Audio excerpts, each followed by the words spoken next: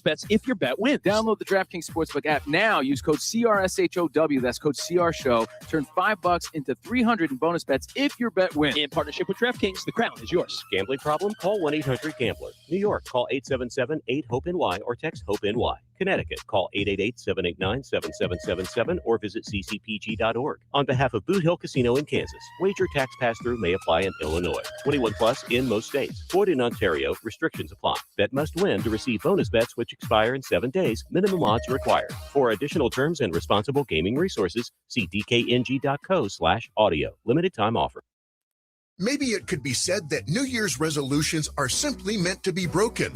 If, like most people, you've already abandoned your promise to live healthier in 2026, you're not alone. But when it comes to being healthy and happy, it's never too late to hit that reset button and start living your best life. Sacramento Naturopathic Medical Center invites you to schedule a free healthy aging consultation with Dr. Dennis Godby, an accomplished author and expert in the art of aging gracefully. As we get older, things change. A lot of us will experience lower energy levels. Some of us may experience a lack of motivation. And for guys, the onset of middle age can mean a lower libido and oftentimes ED. These things can be caused by low testosterone levels, which can usually be safely and easily treated. Visit gettingbetternow.com today and schedule your free healthy aging consultation with Sacramento Naturopathic Medical Center located in Midtown. Living your best life is something you can get started on today. Visit gettingbetternow.com. At Downtown Ford Sacramento, we're proud of our long heritage. We've consistently provided Ford cars and trucks to families and businesses in this region for over 100 years. If we think about it, practically every kid who grew up in this town at one time or another rode around in a Ford that we sold to their family. We've served multiple generations of local farmers and ranchers who got their rugged Ford trucks from us. We've also provided many of the emergency vehicles that you see out doing the people's work every day on the streets. All of us at Downtown Ford, from our top-notch service department who keep your Ford running like new, to our dedicated finance team and the guys and gals in our showroom, we thank you for generations of love and loyalty to us. And for that love, we say right back at you. We're doing Fords just like we always have. Come see us any day of the week or visit us online at downtownfordsacramento.com. Investors, keep listening to learn how to get your free gold report. A currency crisis is upon us. The U.S. dollar has been the world's reserve currency for over 50 years, but that is changing. It's time to protect your retirement. Decades of reckless borrowing and spending have critically weakened the dollar. The U.S. has become the world's biggest debtor with over $35 trillion in debt. Plus, the dollar's become weaponized. Countries are dumping it. Investors who wait until it's too late could lose big. There is one safe haven: gold. Diversify your portfolio with a physical asset they can't take away. Call the Reagan Gold Group right now and ask for your free gold guide. Here's our number: 800-941-4184. 800-941-4184. 800-941-4184. That's 800-941-4184. Wouldn't it be great if life came with a remote control? You know, you could hit pause when you needed to, or hit rewind. Like that time you knocked down that wasp's nest. Uh-oh. Or that time you forgot to roll up your windows in the car wash. Fantastic. Yeah, a remote control would have come in handy then. Well, life doesn't always give you time to change the outcome, but prediabetes does. With early diagnosis and a few healthy changes like managing your weight, getting active, stopping smoking, and eating healthier, you can stop prediabetes before it leads to type 2 diabetes. It's easy to learn your risk. Take the 1-minute test today at doihaveprediabetes.org. Life doesn't come with a remote control. Yikes! So you're on your own with the wasps. You have the power to take control of prediabetes. Visit doihaveprediabetes.org today. That's doihaveprediabetes.org. Brought to you by the Ad Council and its Prediabetes Awareness Partners. The voice of Sacramento sports is back. Hear Grant Napear every weekday beginning at 3 right here. KSAC 890 AM Olivehurst, K284CM 104.7 FM Sacramento. Hello, Sacramento. Sacktown. And welcome in. Grant Napear. How you been? You know this guy. It's your show. So happy to hear you on the airwaves. 2+ decades on the radio with you. Just the start of an incredible journey. Now he's back on Fox Sports 104.7 FM and 890 AM. 3 to 6 every day, Fox Sports Sacramento. The phone number? 916-779-0929. His name? Grant Napear.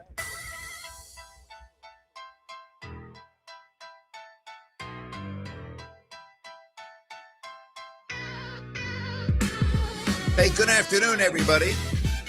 You know, some days you wake up and you're like, boy, what am I going to talk about on the radio today for 3 or 4 hours? Not today. Not this week. Super Bowl week. The opening ceremonies of the Winter Olympics over in Milan, Italy. Oh, yeah, the NBA trade deadline, Thursday. And we start there because the Sacramento Kings were active over the weekend. Gone is Dennis Schroder. Gone is Keon Ellis. Gone is Dario Saric. And a couple of second-round draft picks. The NBA national pundits not giving the Kings very high marks for this move. We'll get into it. I want to hear your reaction at 916-779-0929.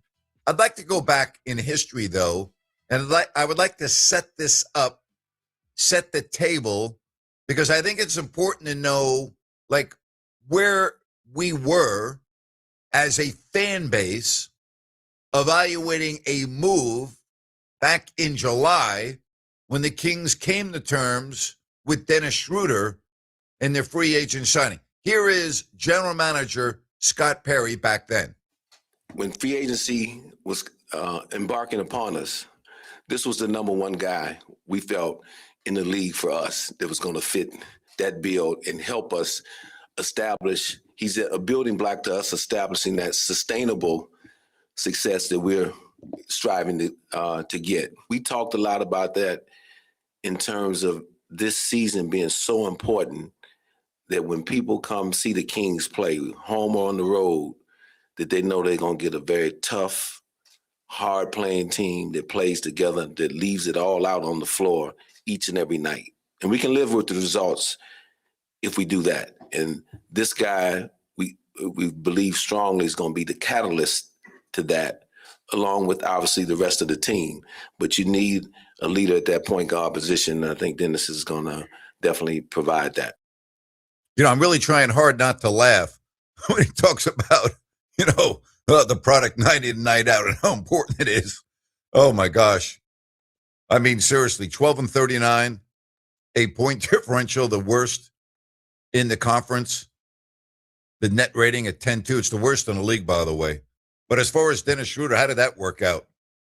That's your number one guy that you targeted in free agency, and he doesn't even make it until the All-Star break and only last as a starter for a couple of games because you somehow, some way thought that Russell Westbrook would be the answer at point guard. So to me, you're right back where you started, where you don't have a legitimate point guard. That's where you were, okay?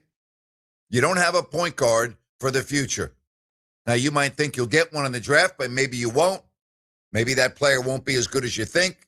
But here we are, right, on the first week of February with the trade deadline coming up on Thursday, and you're right back to where you were. And I'm sorry, Nick Clifford is not a starting point guard in the NBA. And you can talk all you want about Nick Clifford this, Nick Clifford that. He's not a starting point guard in the NBA. So let's not fool ourselves here. All right? Let's calm down a little bit with that. In the future, I don't know. I don't have a crystal ball. I'm only going by what I know right now. Here's another aspect of this, and I'm going to get Rhino's opinion on this in a couple of minutes. And we purposely have not even talked about the deal because I wanted to get his thoughts on the air as opposed to via text messages or a phone call. So I don't even know how he feels about this.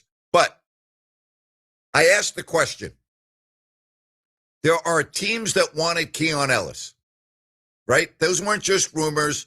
I think that it was very well known that there were a lot of teams, and I don't know how to quantify a lot, but several teams that were interested in Ellis.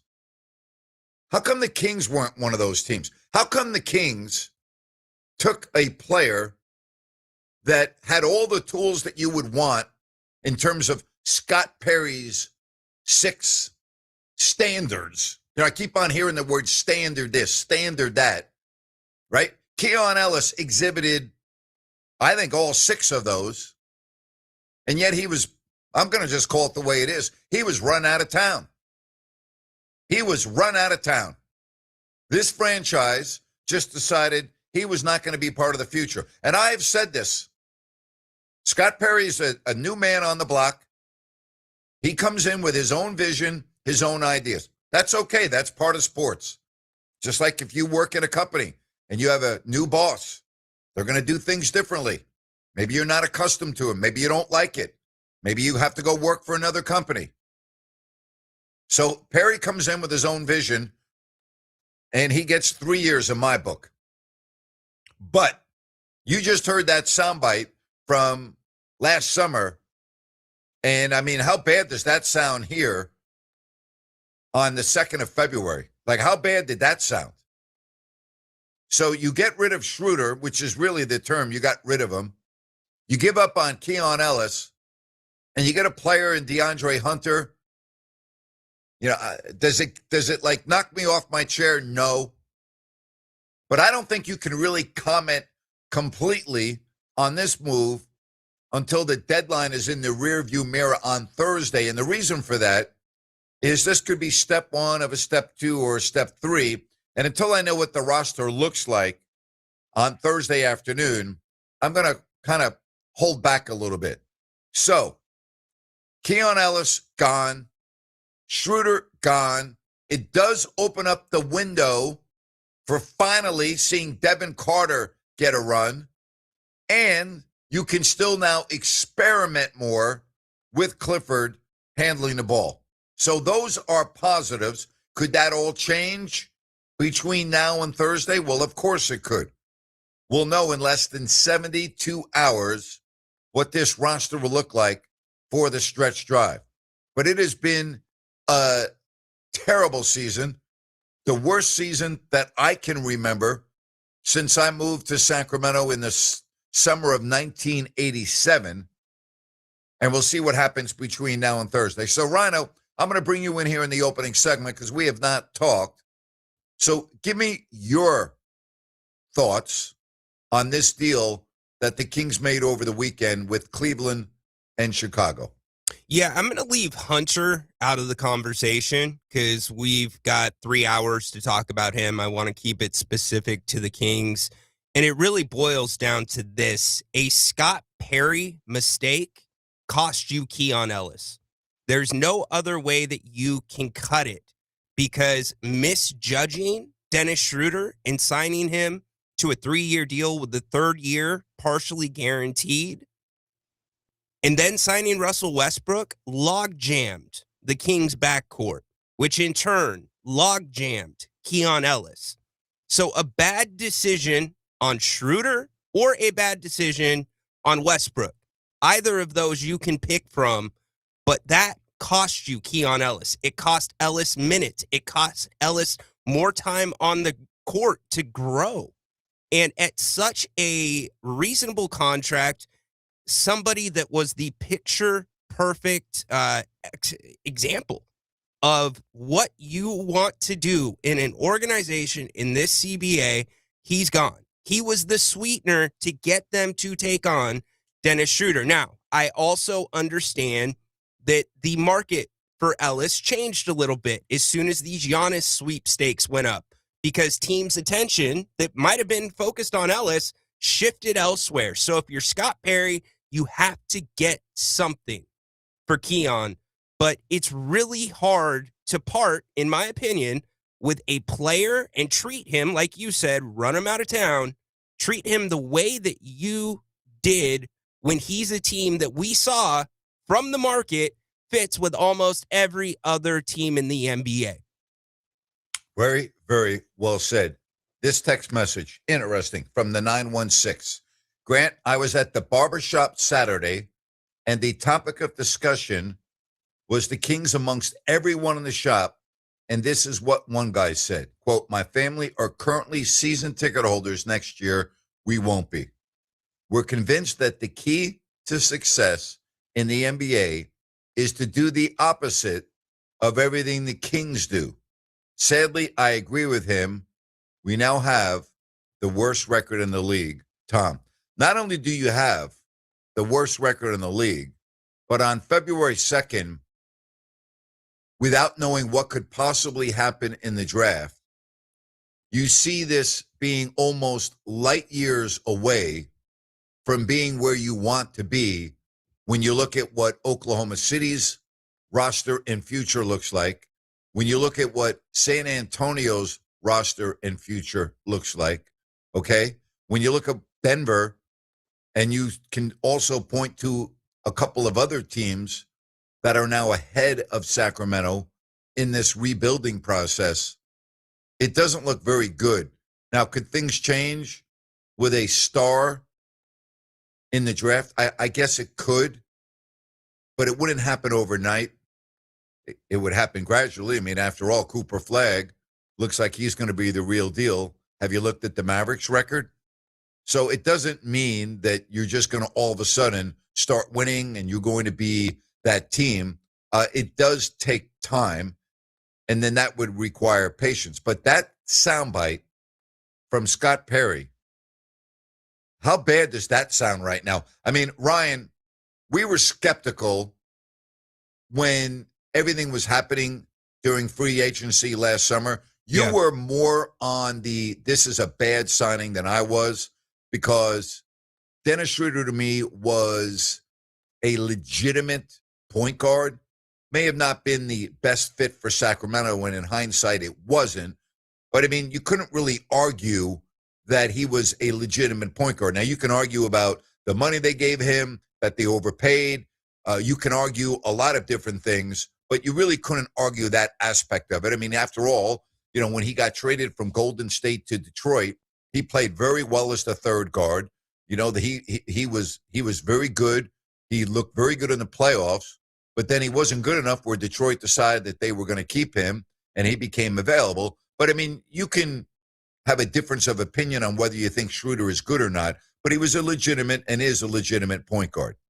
Yeah, he is a legitimate point guard. He's an older point guard, and you don't know what happens in the locker room. You don't know the dynamics between him and the coach, but clearly he's more of an aggressive point guard. Mm-hmm. He's going to be looking for his own number, which is fine, but that was not the right fit for what this team needed. And I guess in some ways, I think Scott Perry, just looking at the deal and looking what's happened early in this season, he realizes that you have basically two of the same players at different points in their career with Westbrook and Schroder. And with Schroeder's number, because you did overpay and you had a basically 3-year commitment to him, this was an acknowledgement that this isn't the direction that we want to go for the next 3 years.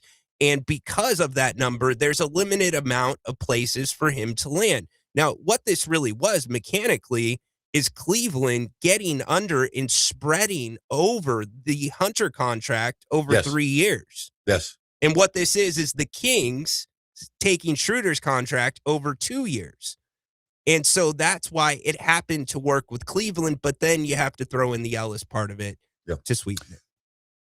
So there's the other aspect of this, that Scott Perry made a mistake in signing Dennis Schroder, but then he said, okay, I made a mistake. I can't keep on with the mistake, and I've got to fix it to a degree. So you don't have Schroder anymore, but you also don't have Keon Ellis. You look at what Scott Perry has done to this point, if you want to look at the draft, I think most people would agree that he hit a home run with Max Reno. I think most people would agree with that. I wouldn't say it's a 2-run homer, a 3-run homer, or a grand slam. I'm just going to keep it at a home run right now. And I'm going to still give Nick Clifford an incomplete. I see it, but it needs to happen.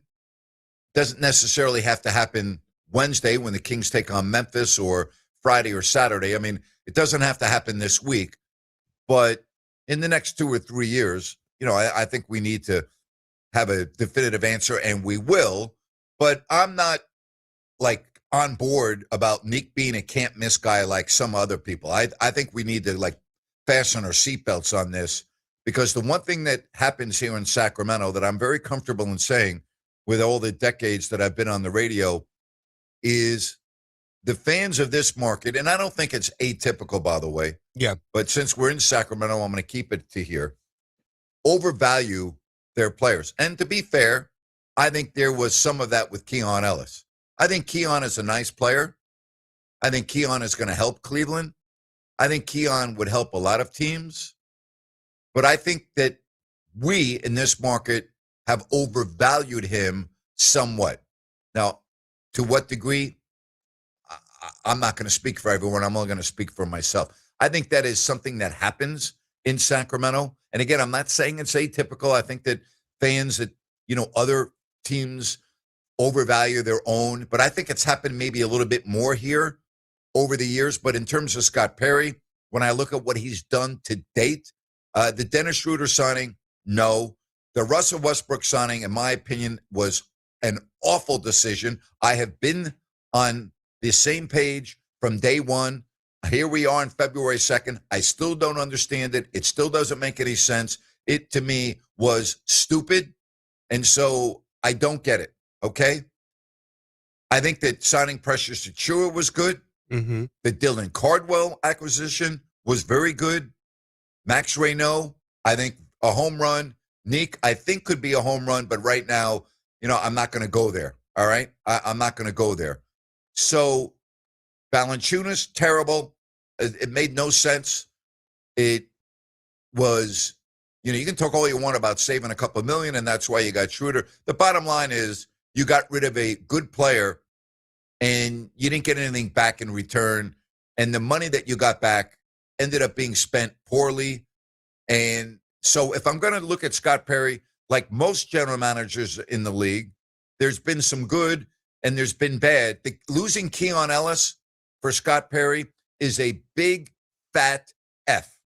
Okay, there's no way around that. And I think you hit it right on the head. Perry, Ellis, awful. The way this happened, awful. And I don't even think that is really debatable, Ryan.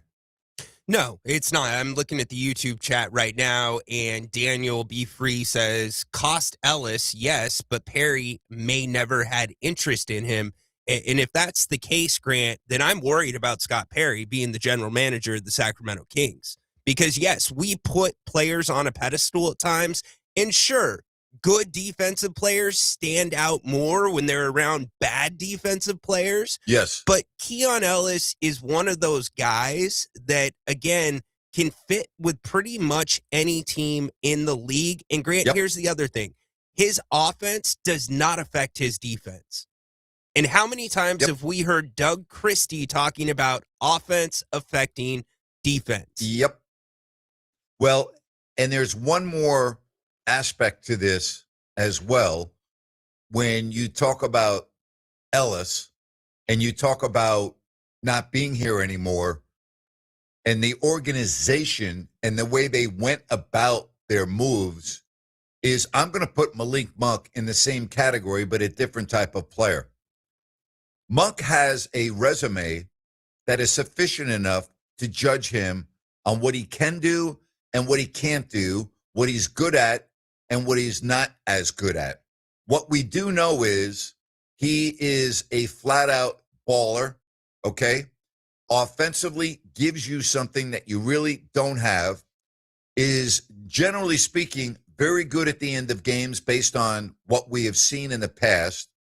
Should have been, in our opinion, and I don't think we are overreacting and overvaluing him, just a short period of time ago, the sixth man of the year, and they have taken Malik Monk, and they have really been a yo-yo with him. Yeah. All right? And I don't understand it. I don't understand why they've messed with him. I don't understand the point that they have tried to make with him. They did the same thing, okay?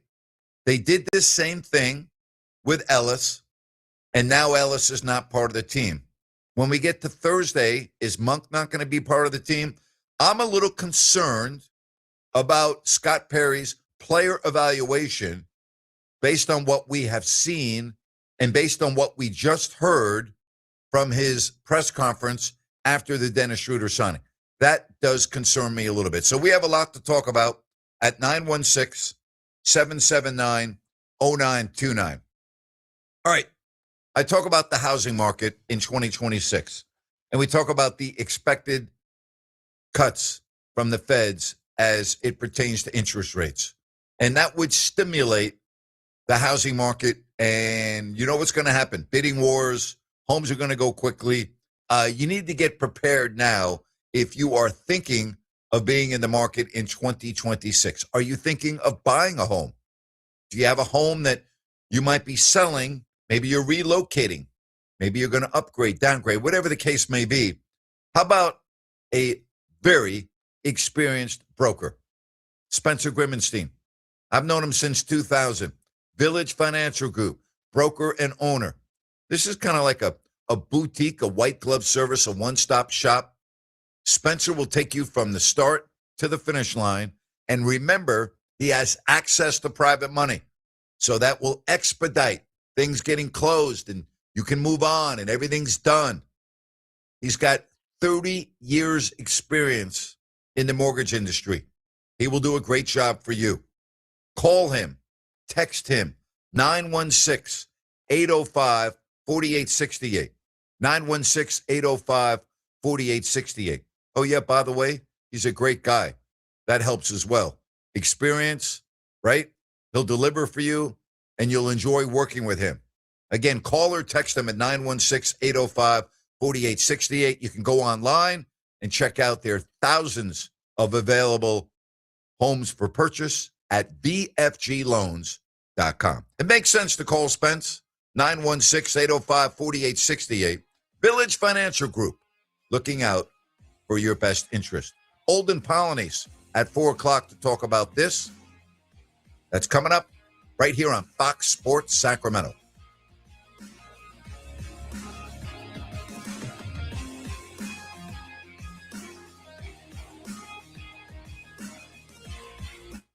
At Downtown Ford Sacramento, we're proud of our long heritage. We've consistently provided Ford cars and trucks to families and businesses in this region for over 100 years.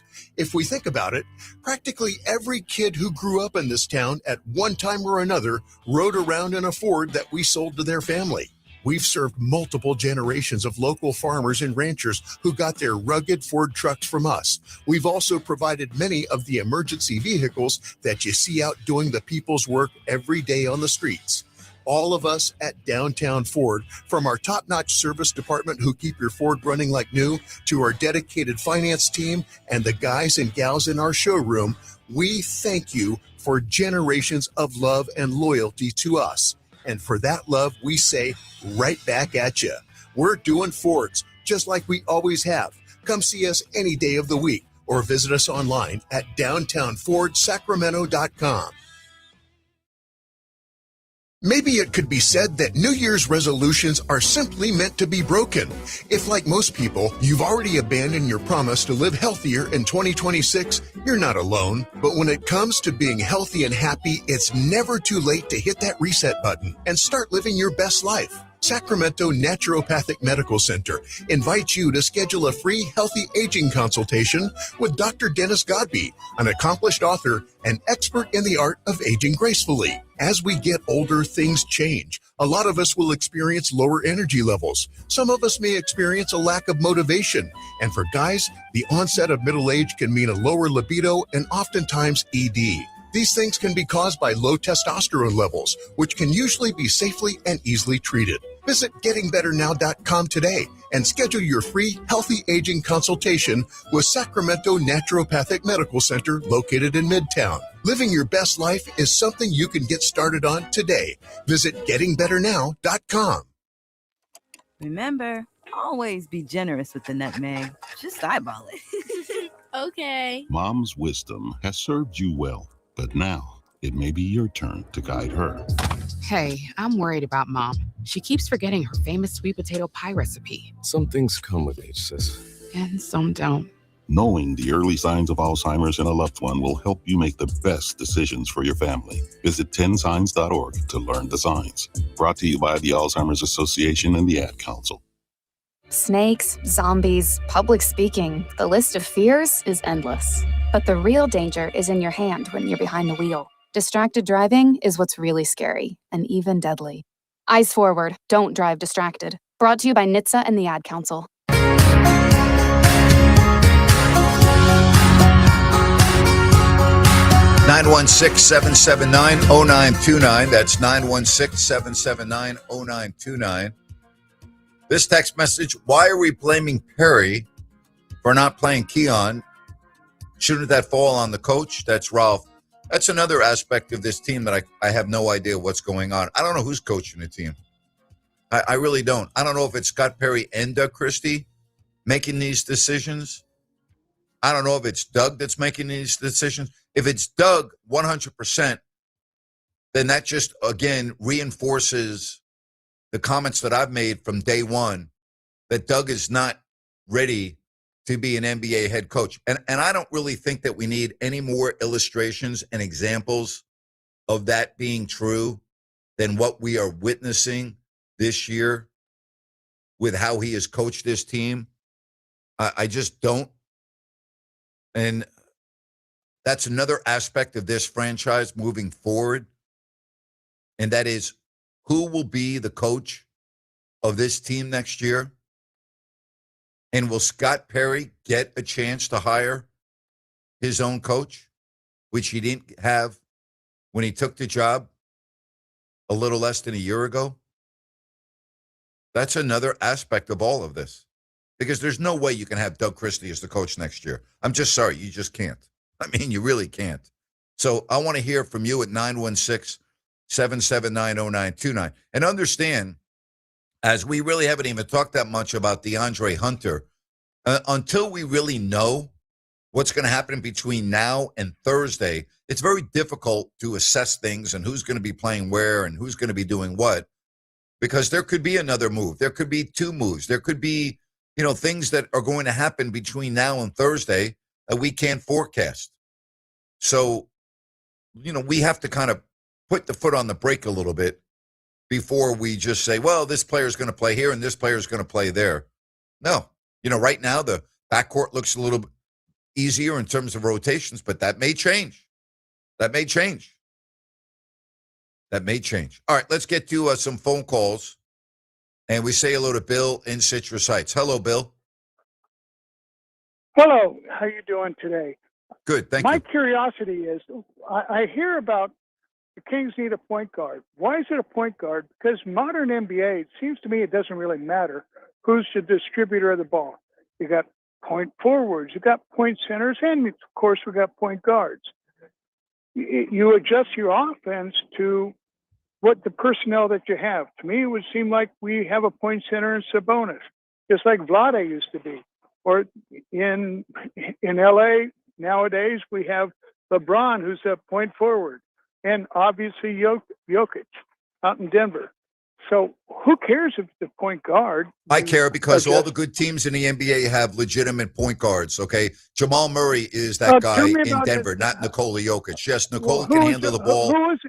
Who is it in Houston? Well, Houston, though, is their point guard was hurt before the year started in Fred VanVleet, and he had never been on the floor. He would have been their starting point guard, and he got hurt. Who was it in Golden State? Have you ever heard of Steph Curry? Steph Curry may have the title, but the person who distributes the ball is Draymond. Okay, so Draymond brings the ball up the court all the time. Is that what you're telling me?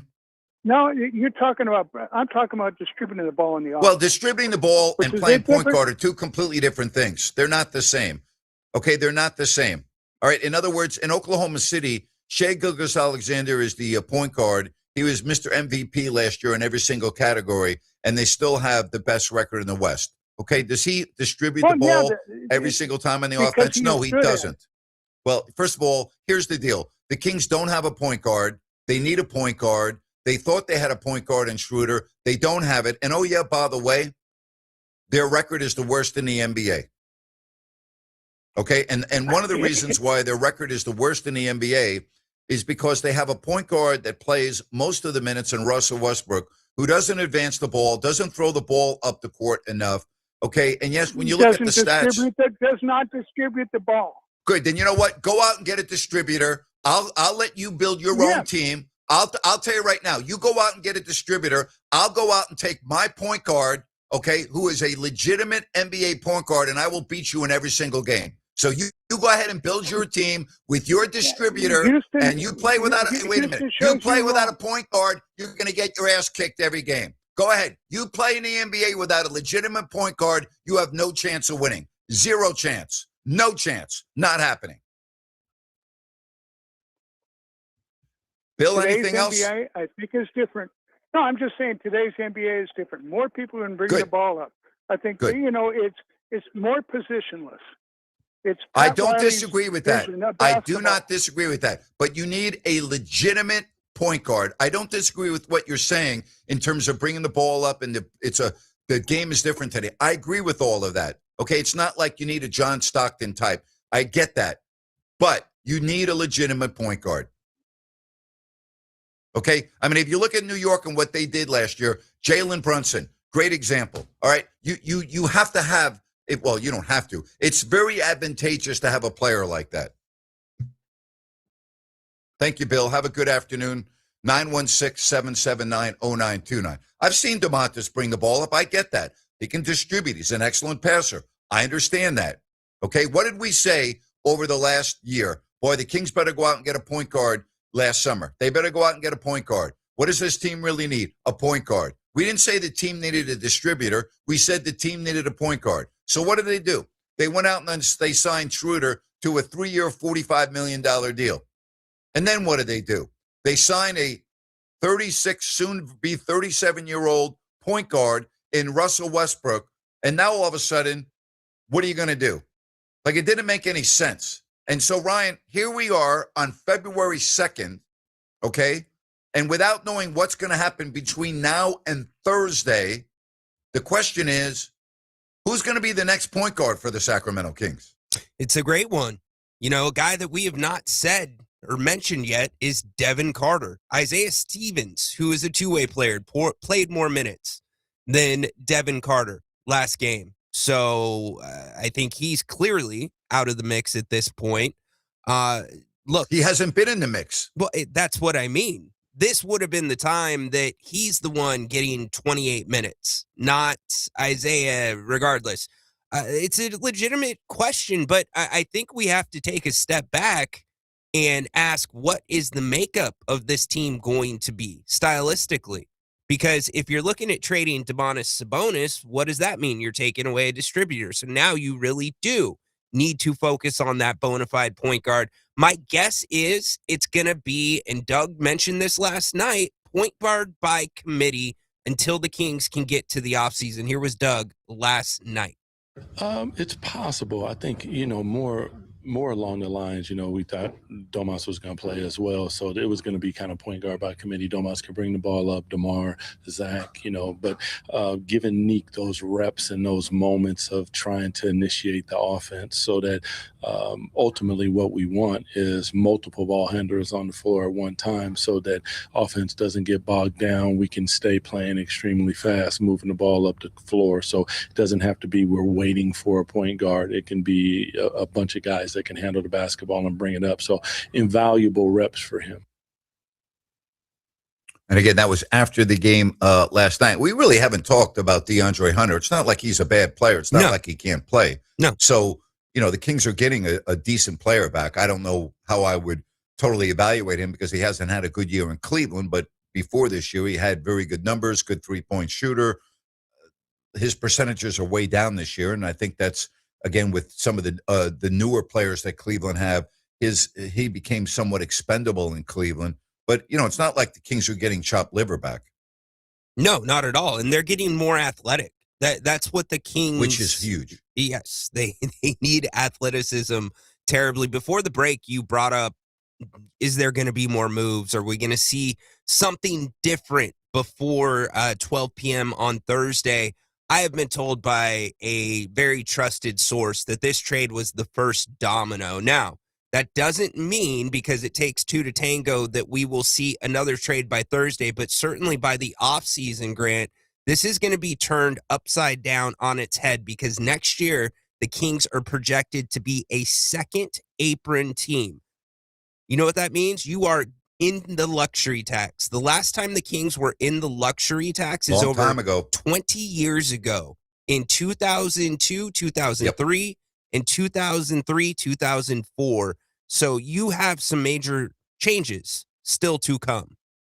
Yeah, because that's not going to happen. They're not going to be a tax team. We know that. A 12-win team? No. Second apron? That's not happening. Come on. Yep, you're 100% correct. That we know that is not going to happen. So I'm with you. There will definitely be other moves made.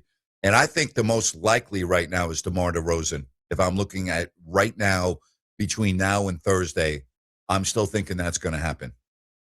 I do as well. And so I'm not ruling out Sabonis. We keep hearing the Toronto rumors, but I think DeRozan's going to be gone before Thursday. I think you look at the contracts right now that you would have to take on with Toronto and how much longer down the road they are. I just don't see it personally happening, but DeMar makes a lot more sense for both ends, the trade partner and both the Kings, because you're hopefully going to get younger, and there's plenty of teams that are kind of teetering right now, Grant, where they're on the edge. It's like, could we really make that run right now? There's a good group that could really use his services. I would think both Schroder and Ellis are very happy, particularly Keon, because now he has 30 games where he's going to play, and he is playing for his contract in the offseason. He's going to a playoff team, not as good as last year. Okay, I think we all acknowledge that. They have taken a step back this year after being the number one seed a year ago. I'm talking about the Cleveland Cavaliers. And so Keon goes to a playoff team. Mm-hmm. He goes to a team that is a lot more stable. I don't think you can disagree with that. Much better coach. And he's going to a team in Cleveland that is currently fifth at 30-21.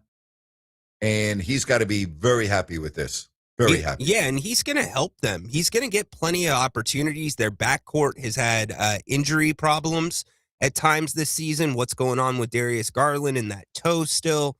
So he's one of those plug-and-play guys where he's not going to be that sexy line every single night, but most nights his plus-minus is going to be on the plus side because the things he does don't always show up on the scoreboard.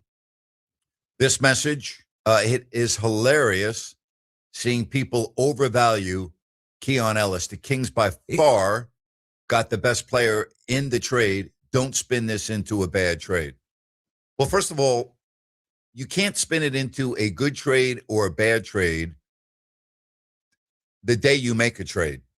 Okay, that happens over a period of time. There is no such thing as a good trade or a bad trade when it happens, because you don't know. I would agree with you that if you're looking at player to player, the Kings probably got the better of the players in Hunter. But that doesn't mean that he's going to play well in Sacramento. It doesn't mean that they're going to get the DeAndre Hunter that we saw in Atlanta as opposed to Cleveland or before this year. We don't know. And if Keon Ellis does indeed blossom into the player that we have been talking about, you may not be making that comment 2 years from now or 3 years from now. But there is no such thing, with the exception of maybe a year ago today, the Luka Anthony Davis trade. Yeah. Okay. Great point. Great but point. the point is, you don't know when you make a trade. You have to wait and see. We'll talk more about this. Don't forget Olden Polonese at 4 o'clock right here on Fox Sports Sacramento. At Downtown Ford Sacramento, we're proud of our long heritage. We've consistently provided Ford cars and trucks to families and businesses in this region for over 100 years. You have to if we separate think about it, the trade practically every and kid who grew up in this town how at we one got time to or the trade. another rode And you're around not in a taking Ford that into we sold to their account family. We've served regression multiple and generations missed of local opportunity farmers and to ranchers develop who got their for rugged so Ford many trucks players from us. because of the We've also decision provided to many of the ensure emergency because of- vehicles that you see out doing the people's work every day on the streets.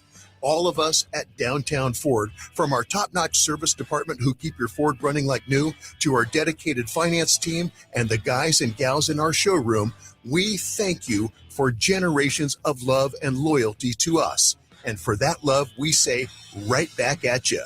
We're doing Fords just like we always have. Come see us any day of the week or visit us online at downtownfordsacramento.com. Listen up, guys. Are you experiencing any of the following? Fatigue, less drive, poor performance? If so, you may be one of the nearly 30 million men in the U.S. today dealing with ED. But did you know you don't have to pay hundreds for a prescription anymore? And you don't have to deal with the hassle of seeing the doctor or the embarrassment of going to the pharmacy for a certain pill. Now, with one free call, you can find out how Herbal Virility Max can help you feel like a man again. For over a decade, Herbal Virility Max has helped guys just like you put a smile back on their face with improved performance and drive. Call today and ask about our buy one, get one free offer. 800-690-8445. 800-690-8445. 800-690-8445. That's 800-690-8445. Call the good dudes at Gabrudes. G-U-B-R-U-D-S. Homeowners, if you have an electrical project you need done, then you need the good dudes at Gabrudes. Family owned and operated for 30 years, Jay Gabrude and his team are the area's recognized experts for everything electrical, from the very basic like repairs, lighting upgrades, and whole house fans, to the biggies, panel replacements, EV stations, and backup generators. Gabrudes does it all and does it right the first time. They're actually the guys their competition recommends. Gabrudes, expert 5-star service and always transparent, honest prices and solutions. Say goodbye to your electrical issues. Visit Gabrudes.com or call 24/7 and speak with a real live person. Gabrudes, G-U-B-R-U-D-S. Call the good dudes at Gabrudes. G-U-B-R-U-D-S. Gabrudes.com.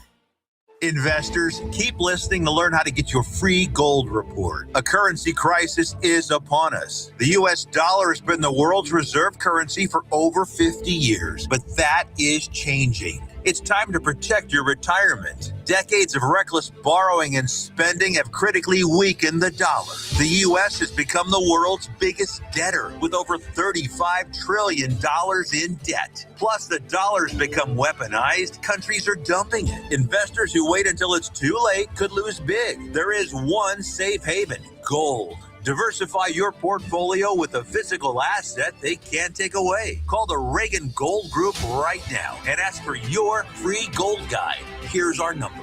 800-941-4184. 800-941-4184. 800-941-4184. That's 800-941-4184.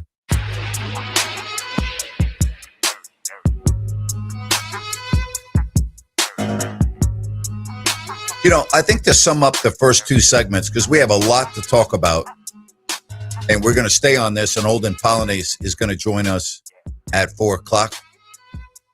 But, like, you can't get to home plate until you step on first, second, and third.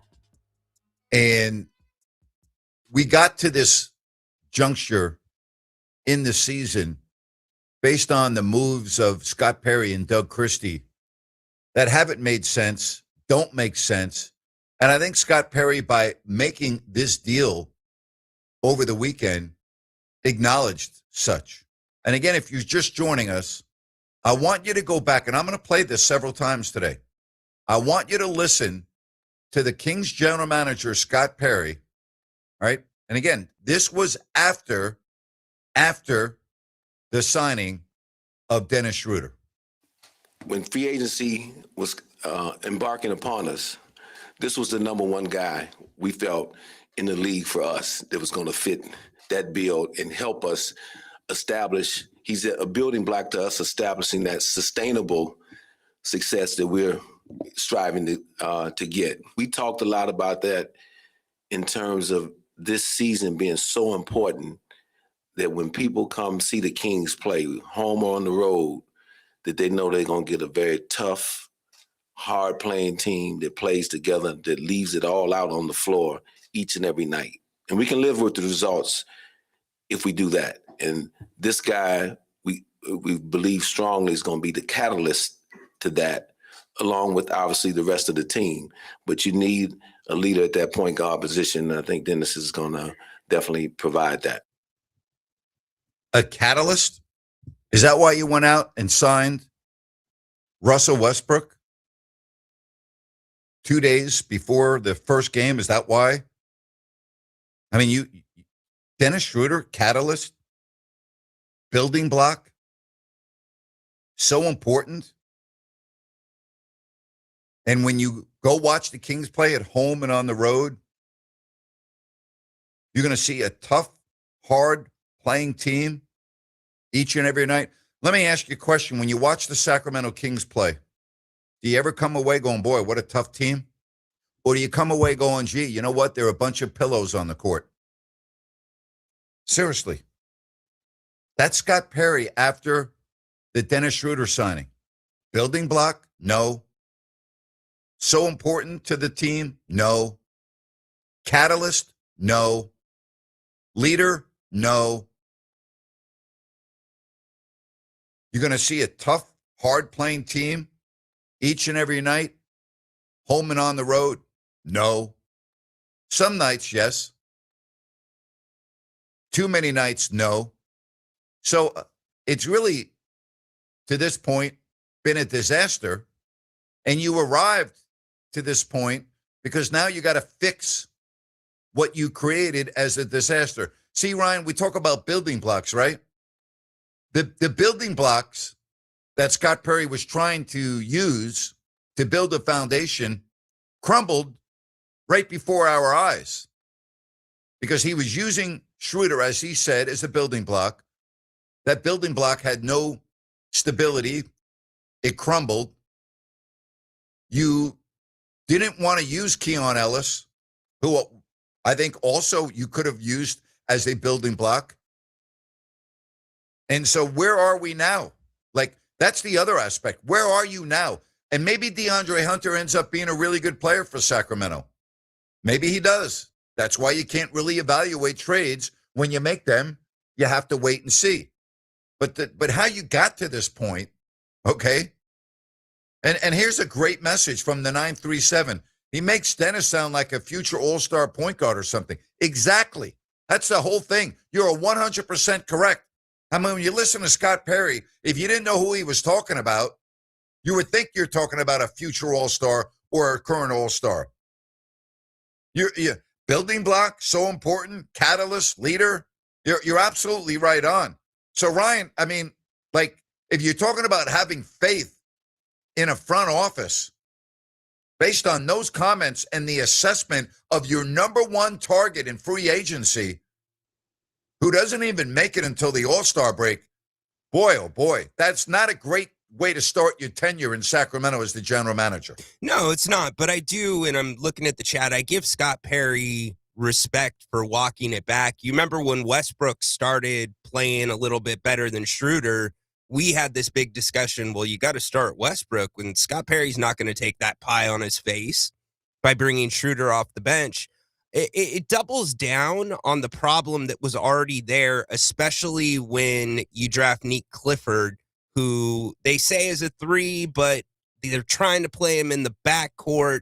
And so that's all fine that you walk it back, but what does it do for the talent evaluation going forward?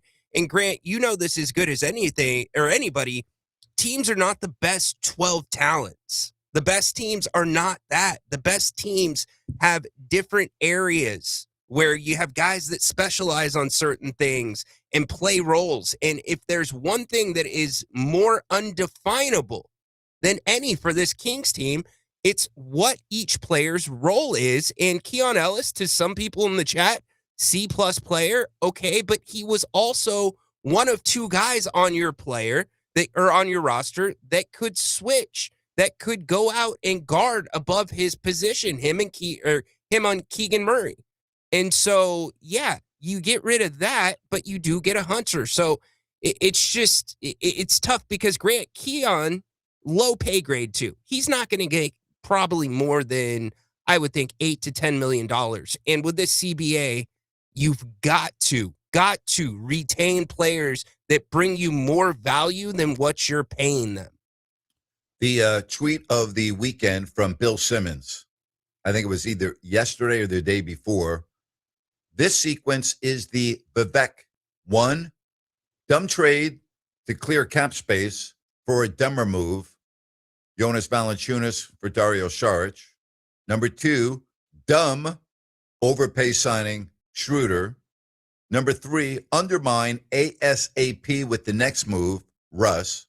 Then, number 4, second dumb trade to fix original dumb move, Hunter. 5, lost an asset in Ellis. That's from Bill Simmons on X. Wow. And he kept it clean. We didn't have to edit anything out. No, I read it verbatim. How about that? Yeah, absolutely. Good job, Hey, Bill. I want to talk to you about my friends at DAS Mechanical. Did you know that most homeowners are now changing their heating and air systems from gas to all electric? That's exactly right. Bottom line, become more energy efficiency, save money every month on your energy bills. And so what does that mean for you? Well, listen, if you have a heating and air conditioning system 15 years or older, then, hey, it may be time to consider a change here in 2026. Get in touch with DAS Mechanical because nearly all of their work is gas to electric whole system changeouts. Nick Delancey, the owner of this team, they're experts. They specialize in this, and they will make sure that you get exactly what you need, and you will not get something that you don't need. Now, keep in mind, they also have 0% financing available and 24/7 availability if you ever have a heating emergency. Award-winning, they're locally owned, family-owned. Yeah, I'm talking about DAS Mechanical, serving Sacramento and Placer counties. Go online, dasmechanical.org. D as in dog, A, S as in Sam, mechanical.org. Schedule everything online and look at all of their 5-star reviews and their numerous best of the best awards. That's dasmechanical.org. Don't forget Olden Polonies coming up in a couple of minutes right here on Fox Sports Sacramento. And we are talking a lot of NBA. And don't forget that Olden Polonies is not only going to be coming up in a couple of minutes, but I'm very happy to announce he's going to be on with us each and every week. That's right, for the rest of the basketball season. So I'm really looking forward for his expertise. Does NBA work on Fox Sports Radio as an analyst, and I'm really looking forward to getting his comments. So that is something I'm really happy about. All right. Did someone write that tweet for Bill Simmons? I didn't know. I didn't ask him. I would assume that he wrote it himself. I don't know. But I do know this. The trade deadline is Thursday, and here's something else I know. On Thursday, right afternoon, and when we come on at 3 o'clock, we'll be able to talk in certainty about who's on the team, who's not on the team, and how it's going to look for the stretch drive in a season that has been a disaster. And as Scott Perry said, I don't know about you, but I've watched every game this year. I have not seen a tough, hard playing team each and every night that I watch the Sacramento Kings. As a matter of fact, on too many nights, we've had fans on our post-game show on YouTube and X saying they're not going to watch anymore. What a joke. They can't do this. They can't do that. They don't compete. How many nights have we gone on talking about a complete embarrassment and a complete blowout? Too many. Too many. All right, Olden Polonies to start the second hour of the show. Super Bowl week, the Olympics, and just a phenomenal documentary on Netflix that I'm going to talk about that I got very emotional watching earlier today. Miracle, The Boys of 80. I'm going to talk about that in the third hour of the show, right here on Fox Sports Sacramento.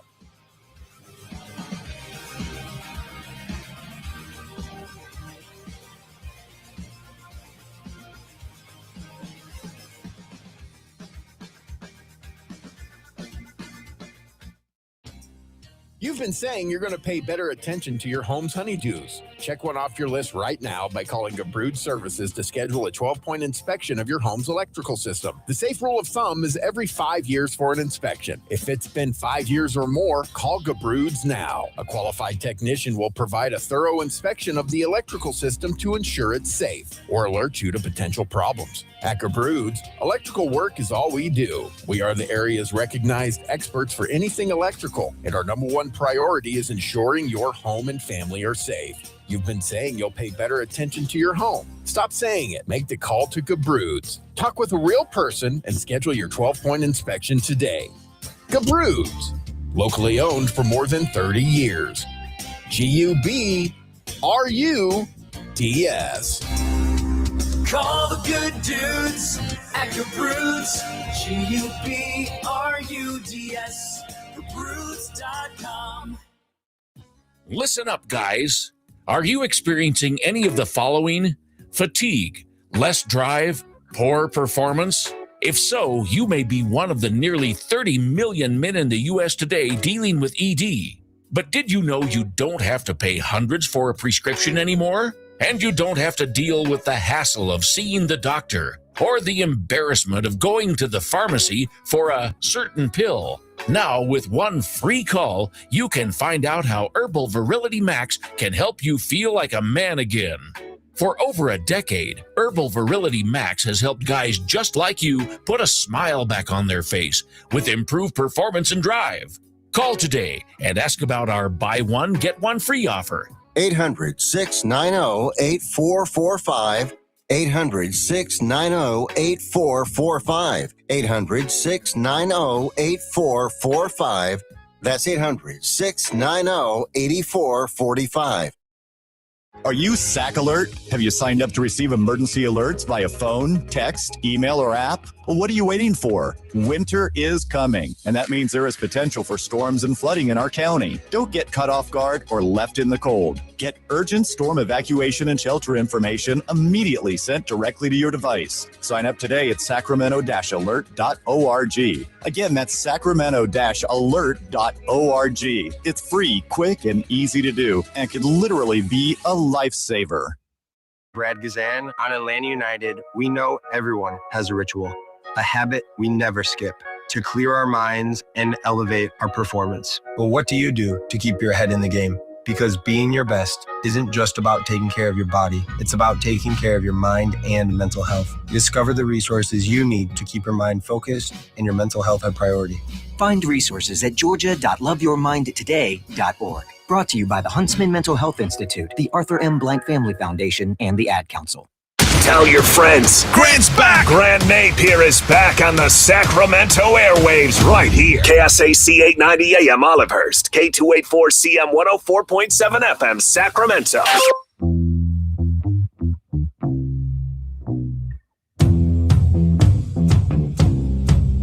NBA trade deadline on Thursday. The Kings were active over the weekend. I'm very happy to introduce my next guest as somebody that's going to be on with me each and every week. Longtime NBA career, former King. That is the one and only Olden Polonies. OP, how are you, man? Yes, sir. I am wonderful. You know, Grant, like I always say, any day on this side of the dirt is the greatest day ever. Hey, you know what I like about you?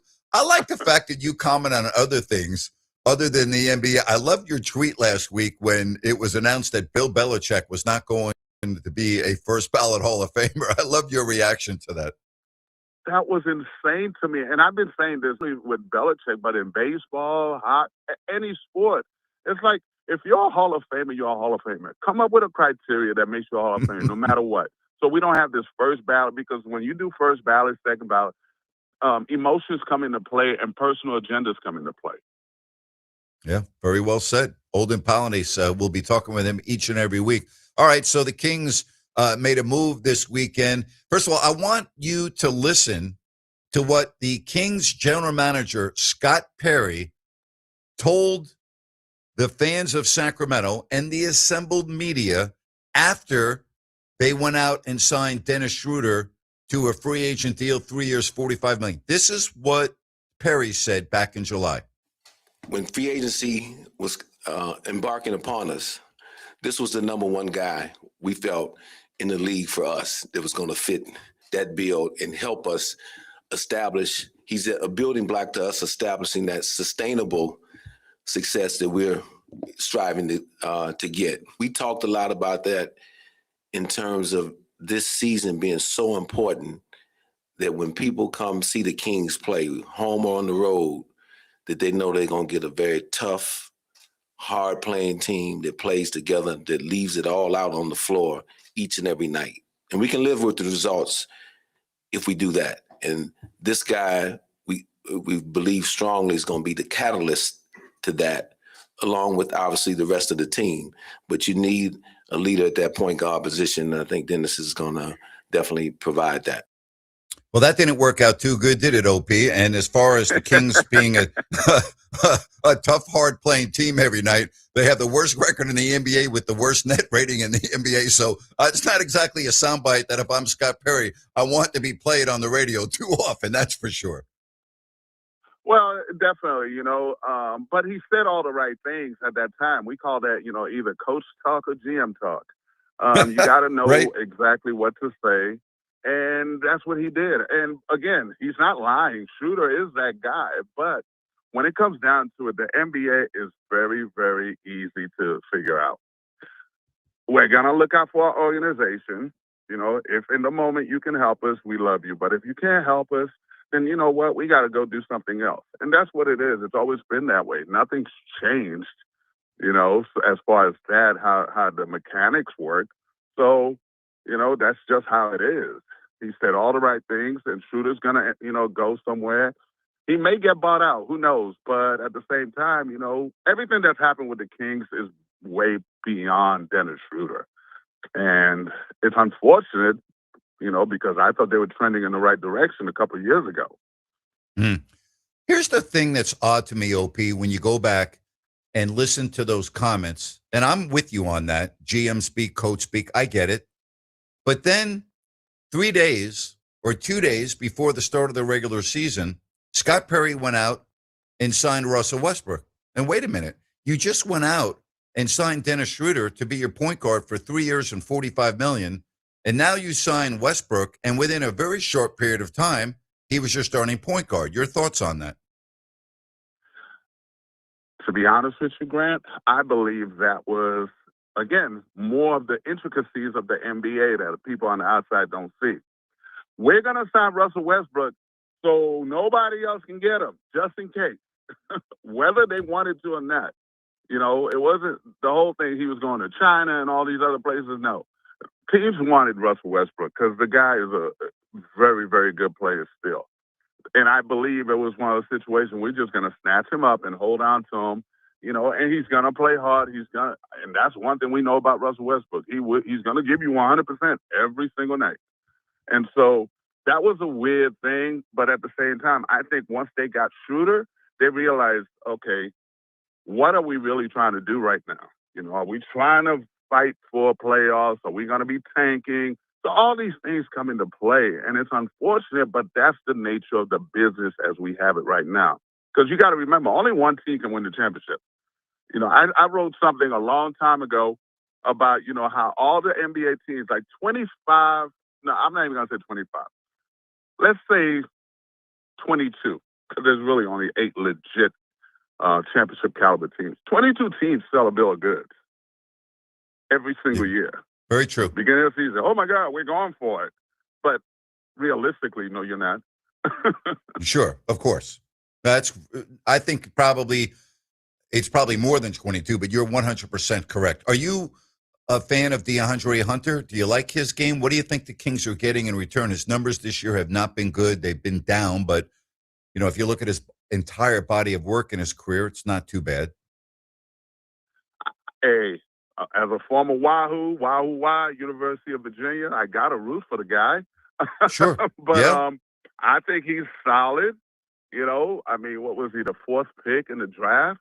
He's a very serviceable individual. I think, again, it's one of those situations where you got to get with the right organization. I don't care what anybody says. We got the Super Bowl coming up right now. Look who's in the Super Bowl. Sam Darnold. Toiled with the Jets. He couldn't get it right. Then he ended up going to Minnesota, then San Francisco, and now he's in Seattle in the Super Bowl. So sometimes it's all about fit.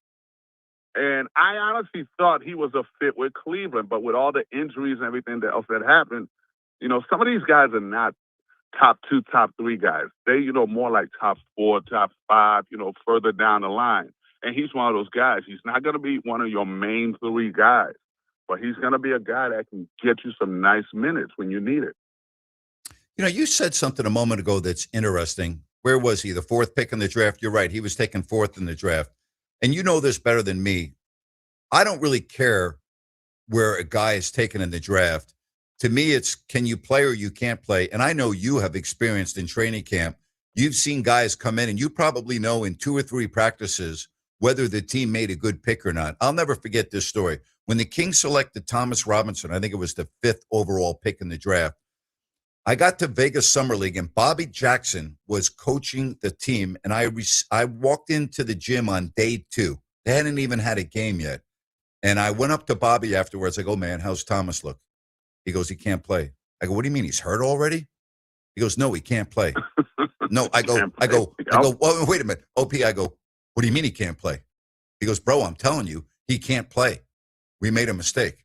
That was OP, I'm not kidding you. That was 2 days of summer league practice. Yeah. Bobby said that, and he ended up being spot on. Yeah. There's a lot of guys like that. And, we're not trying to say that we know it all, but we've been around enough great players in training camps and otherwise to know and figure it out right away a lot quicker than other people. Some people, it takes them a week. Some people, a month, a year. But we can see it right away. And that's one of the things we used to do. We test you in training camp, and the number one thing we tested was your heart. Because I was coming at you. I was elbows flying and everything. Because if you can't battle against me, how are you going to battle against Shaq? Yeah. Hey, can you put us into the shoes of a player because you've been through it, because you've been on different teams? What's it like a couple of days before the trade deadline? It's nerve-wracking for everybody, honestly. There's only been a few untouchables, and even they got touched. Yeah. And even they got touched. I never thought Luka Doncic would ever get traded from Dallas, and that happened. So, but it's very nerve-wracking. I remember the first one.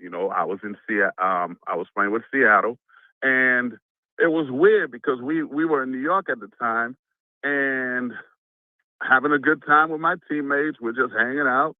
And then I get a phone call to come into the room, to Casey Jones's room. He said, we've traded you. And I didn't expect to be traded.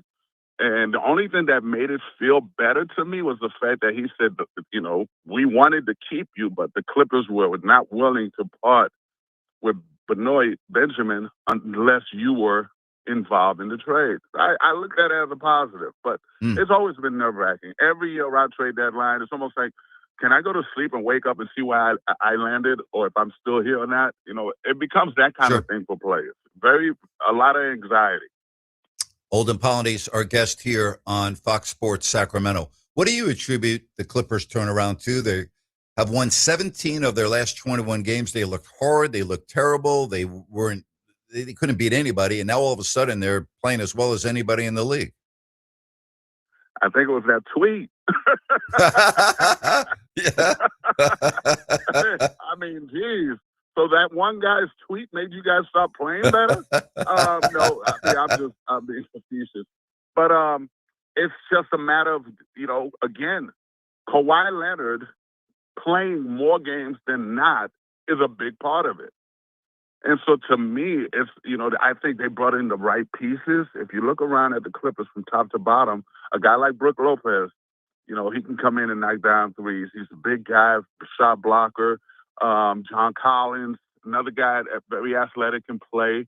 So all these guys together, and I used to knock the crap out of James Harden, and I will still knock the crap out of him until he does something in the playoffs. Amen. But he has played incredibly well during the regular season, which he's always done. But specifically this year, it's like his focus seems to be different. But again, the jury's still out. I got to wait for the playoffs to see what he does. Yeah. But again, Kawhi Leonard being healthy for him, that's, again, like yesterday rather, him not being selected for the All-Star game is a travesty. That's insane to me. He's had one of the best seasons by far, and the team's winning, and you're putting guys in who are on losing teams. Nothing against Jalen Johnson, but I forgot Atlanta was still playing in the NBA. Do you have a problem with LeBron James being on the team? I do, honestly. I do. I think that belongs to Kawhi, but I think that's a reward for 23 years in the league. Yeah, I can't really argue with it when I look at what the purpose of the All-Star game is, and it's a celebration of the sport over a weekend. I mean, it would be hard not to have LeBron James there. I understand if you're the player. Yeah, but he doesn't play, Grant. Yeah, I know. He doesn't play. He's the one that messed the All-Star game up. I don't care what anybody says. Because LeBron made everybody feel comfortable in not playing hard. OP, you talk about James Harden. I'm so happy that you said that because I've been so critical of him because of his failures in big games in the postseason. It's not just one or two. It's every single year. I look at your career and I look at the players that you played with, and you played with guys that you just knew would be money in big games and in the postseason. And then I'm sure you played with players that were really good, among the best at their position during the regular season. But then when the postseason came, they didn't do it. They didn't deliver. It's one of the great aspects of watching sport, the money guys, the guys that want the ball in their hand when the game's aligned, the guys that don't crumble, that don't fold. Harden's never been that guy. He never has, and it's unfortunate. And it started in that finals, and against Miami. And because the rumors were they were all over the place. And no one knows exactly why. It went from not getting enough sleep because of the young lady he was keeping company with to having an injury that nobody knew about. So it's like all over the place. But at the end of the day, you have to perform if you want greatness thrust upon you. You have shoes, you have commercials, you have brand, but you got to step up when you're supposed to. And to me, that's always going to be the knock on him, is the fact that he's never performed during a crunch time, during the playoffs. And that's tough pills to swallow as a fan, because I am a fan of his. I mean, he's enjoyable to watch, but man, you got to pick it up, because if the Clippers are going to do anything in the playoffs, he's going to have to step up. It's him more so than anybody else. Just a gut feeling here as we talk on Monday afternoon at 4:14, and the trade deadline is less than 72 hours away. And we keep hearing Giannis Antetokounmpo. Are you anticipating a lot of movement between now and Thursday, or do you think it's going to be so-so? You know what? I thought it was going to be movement, but with all this, all the news coming out, I think Milwaukee's going to stand pat and just ride it out and then see what happens during the summer. That's my gut feeling. But then again, the Warriors, and they're the ones I'm putting on top more so than anybody else, only because the whole Kuminga situation. Sure. I believe that they're going to put a package together that Milwaukee won't be able to pass up. Would you want Jonathan Kuminga if you were a general manager of an NBA team? Of course I would. Young, athletic player. He needs, like I said earlier, in the right situation. The Warriors did him a disservice. They really did. You know, I go back to a kid like Patrick Baldwin when he was with the Warriors. I'm like, you guys keep talking about what a great organization you are, you know, as far as like developing players and all that. Well, develop these players. And I don't think they did a good enough job with Kuminga. And I think they played too many head games with him to where now it doesn't even matter. I saw that quote unquote injury. Hey, Grant, I've hurt myself worse hitting my toe on the couch. And so I swear to God, I watched that play. First of all, it wasn't his knee, it was his ankle, but then all of a sudden it moved up to his knee. That wasn't an injury. That was a, you know what? Here's my plan right now is to let you guys know I'm done, you know, and I'm just going to write this injury out because you guys aren't playing me anyway. It was that kind of thing. It was just, it happened at a right time for him. But at the same time, I don't think he really, like if he was on another team right now, trust me, he'll be playing. Who are you taking in the Super Bowl? I am taking the Seattle Seahawks. All right. As a former guy that lived in Seattle, and I still love that city, and I'm just so happy for Sam Darnold. I really am. You know, What a story. It's a great redemption story. It really is, you know.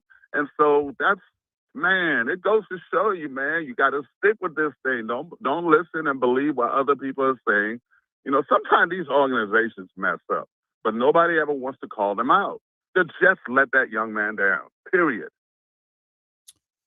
I will look forward to having you on Thursday. We will talk after the NBA trade deadline is in the books, and I'm really looking forward to having you on each and every week, man. I appreciate you. Enjoy the rest of your day. Thanks very much. Thank you, Grant. You take care. That's Olden Polynice. We're going to be all over this. Jerry Reynolds is going to be joining us, I understand, in a couple of minutes. Rhino, how happy did OP make that he is also in a line with you and the Seahawks? Oh, I was clapping in the studio, legit clapping. And OP's take about LBJ and the All-Star game, love it. Yeah. So happy to have him every week now. You know what I love? He's not afraid to give his opinion. He's not afraid to be crass. He's not afraid to call it the way it is. I like that. Amen. Good job, OP. It's that New York mentality, even though he's Haitian. He's, you know, growing up in the Bronx and being in that environment, you know, you got to get tough, man. You got to call it the way it is. I like that about OP. Yes, sir. Yes, sir. Love it. Absolutely love it. You know what else I love? I love talking about Village Financial Group. I love talking about people that are really good at what they do. And listen, I'm not an expert when it comes to real estate, but I've been looking at trends and the expected Fed rate cut and what that will do. There will be a boom and there will be bidding wars going on and homes will move quickly. And if you are thinking and planning of selling your home in 2026 or buying a home or a home equity line of credit, you would want somebody that is very experienced and very good at what they do. And we talk about Spence. And it's really like a white glove service, a small boutique service where he's going to take you from the start line all the way to the finish line. And remember that Spence has access to private money, which will expedite everything. And so before you know it, you will be so happy. You'll have your new home or your home will have just sold, and whatever the case may be, Spence is your guy from Village Financial Group. Village Financial Group, VFGloans.com to check out their thousands of listings. It makes sense to call Spence, or you can text him at 916-805-4868. That's 916-805-4868. Village Financial Group, looking out for your best interest. And remember, it makes sense to call Spence, 916-805-4868. Ryan, do we have the one and only Jerry Reynolds coming on the show? 4:30. We will have him on the other side. I Love it. Thoughts on the Kings draft Nate Peterson? Well, I'm going to have on the Kansas expert, Scott Pollard, after we get past the trade deadline. Scott will be coming on with me, and he will break down everything as it relates to Peterson. And Scott, although he has not batted 1,000 when it comes to his pre-draft analysis, he has pretty much been 100% spot on. I might actually say 100% when it comes to his forecast for Kansas basketball players. I don't ever recall him being incorrect about a Kansas player going into the NBA. So I will have Scott on. He'll be able to talk about all of these things a lot better than me. Maybe we should put a cut together of Scott through the years being right about these things and get the Kings to hire him as a consultant. There you have. Well, I'll let you look at all of the thousands of hours of interviews, and you can find that and put it together, okay? Yeah, I got it. let me put that on the front burner right now. Yeah, good luck with that. Yeah, good luck with that. Don't forget Jerry Reynolds coming up in a couple of moments. If you want to call the show, 916-779-0929. That's 916-779-0929. I was telling you earlier about watching Miracle, the Boys of 80. Coming up in the 5 o'clock hour, I'm going to take you back to 1980. I'm going to take you back to what it was like for me being at Bowling Green and knowing two of the players that were on that team, Ken Morrow and Mark Wells. My emotions, if you have not heard what it was like when Mark Wells came back to Bowling Green and he had to have a police escort, I don't think a lot of people, particularly the younger generation, have a true appreciation for what happened in 1980. Those individuals that played, those college kids, which was what they were, became national heroes. There was a ticker tape parade down Broadway in New York. They literally, and I'm not exaggerating, became national heroes. And for a period of time in their lives, they had security and law enforcement around them at all times. I, to this day, and I'm 66, in my lifetime, I consider it the greatest athletic achievement from a team aspect. It is the greatest team win in the history of the United States. There has never been anything like the 1980 U.S. Olympic hockey team, and there will never be anything like that again, because the Olympics now has turned from amateurs to professionalism. It's amateurs to professionals. And so what happened in 1980, we'll never see again. If you were alive during that period of time, you know what I'm talking about. And if not, I highly recommend that you go back and watch the documentary on Netflix, Miracle, The Boys of 80. Grant, speaking of the Olympics in hockey, do we have an ice update? From what I understand, it's green lights.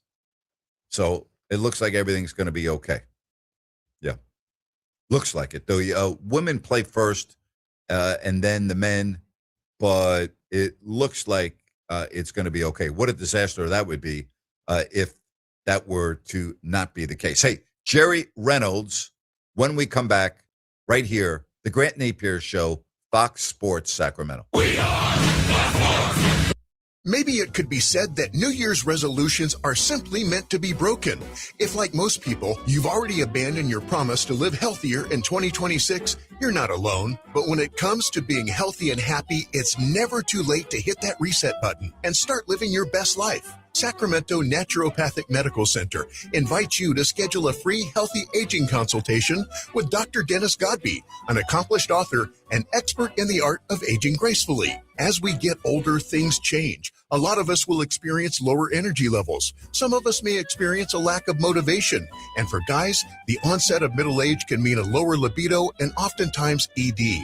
These things can be caused by low testosterone levels, which can usually be safely and easily treated. Visit gettingbetternow.com today and schedule your free healthy aging consultation with Sacramento Naturopathic Medical Center located in Midtown. Living your best life is something you can get started on today. Visit gettingbetternow.com.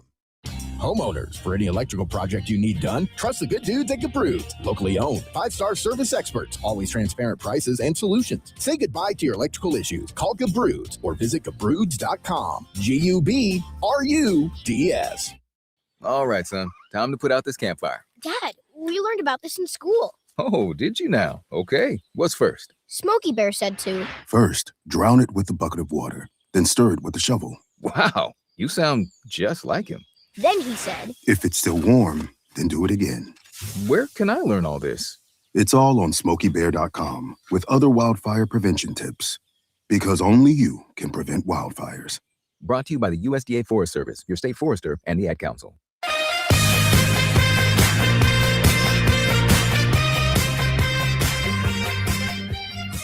And again, very happy that we will be talking NBA each and every week with Old and Polonese. From the 916, I hope your rant is about the NBA All-Star Game and selection process.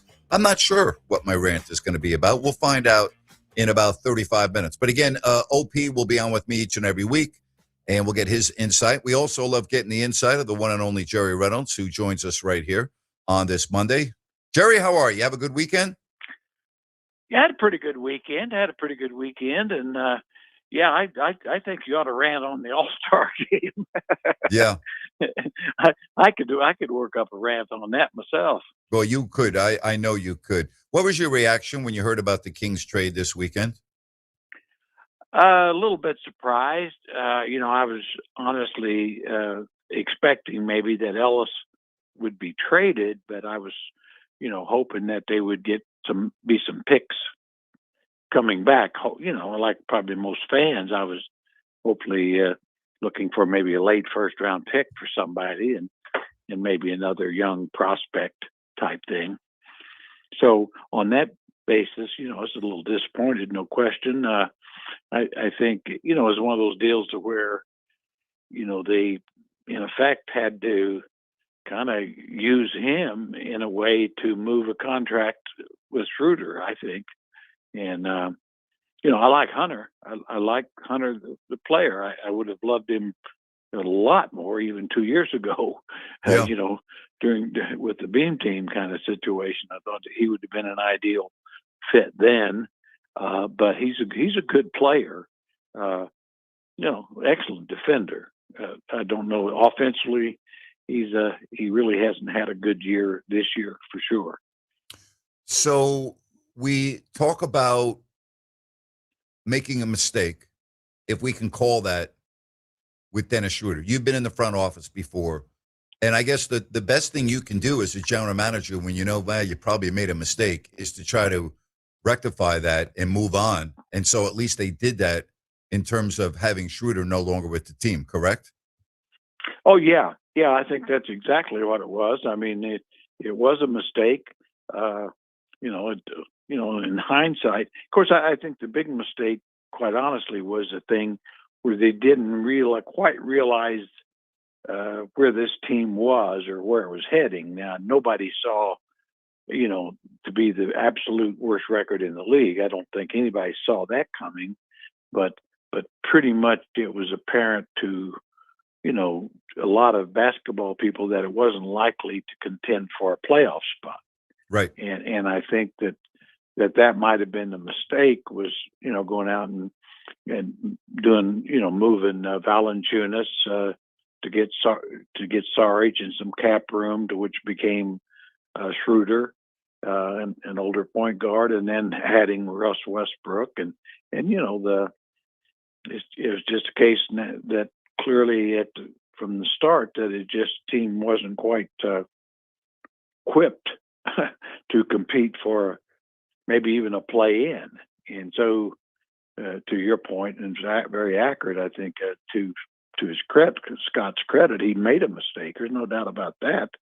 And sometimes to make up for it, you have to make a deal that isn't exactly what you'd like to make. Well, the bigger question is, have they made a mistake with Keon Ellis? And only time will tell. Well, I think they have. I mean, the mistake there was not extending him, and getting him into a restricted free, so where he'd be a restricted free agent, and then you can control him. So, in my mind, I don't know that that's just my opinion, but I think he's a better player than I guess the Kings did and have, because the way he's kind of played the last year and a half or so. I just think he's going to turn out to be a pretty valuable player in Cleveland. I think he's a guy that can do the things that I thought they have always said they wanted. He can guard people and he can make 3-point shots.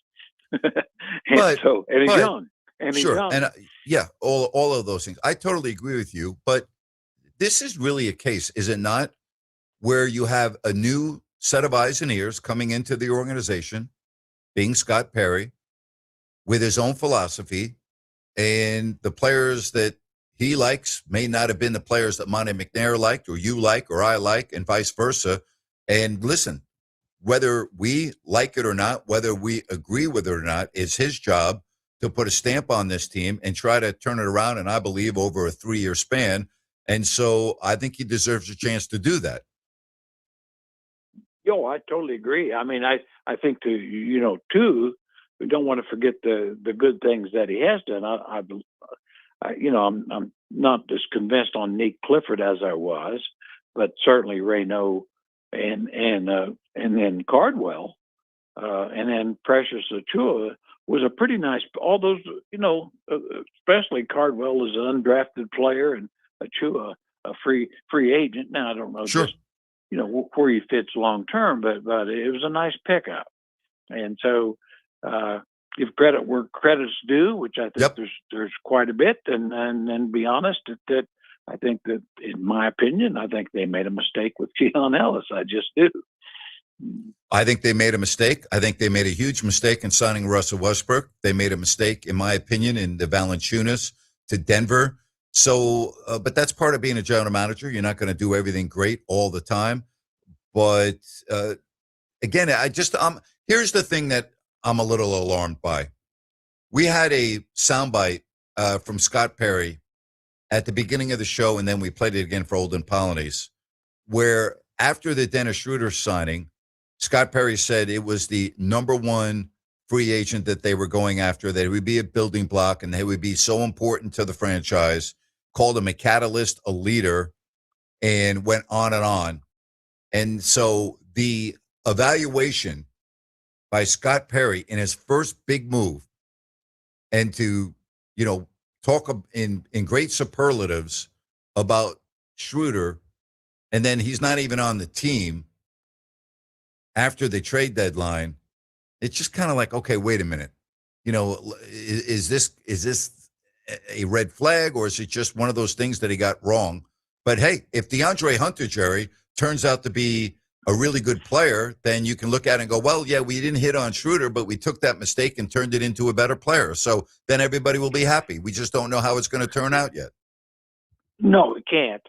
But to your point, I think, my feeling was when they signed Schroder, they really thought that he would be a part of a team that's going to contend for a playoff spot.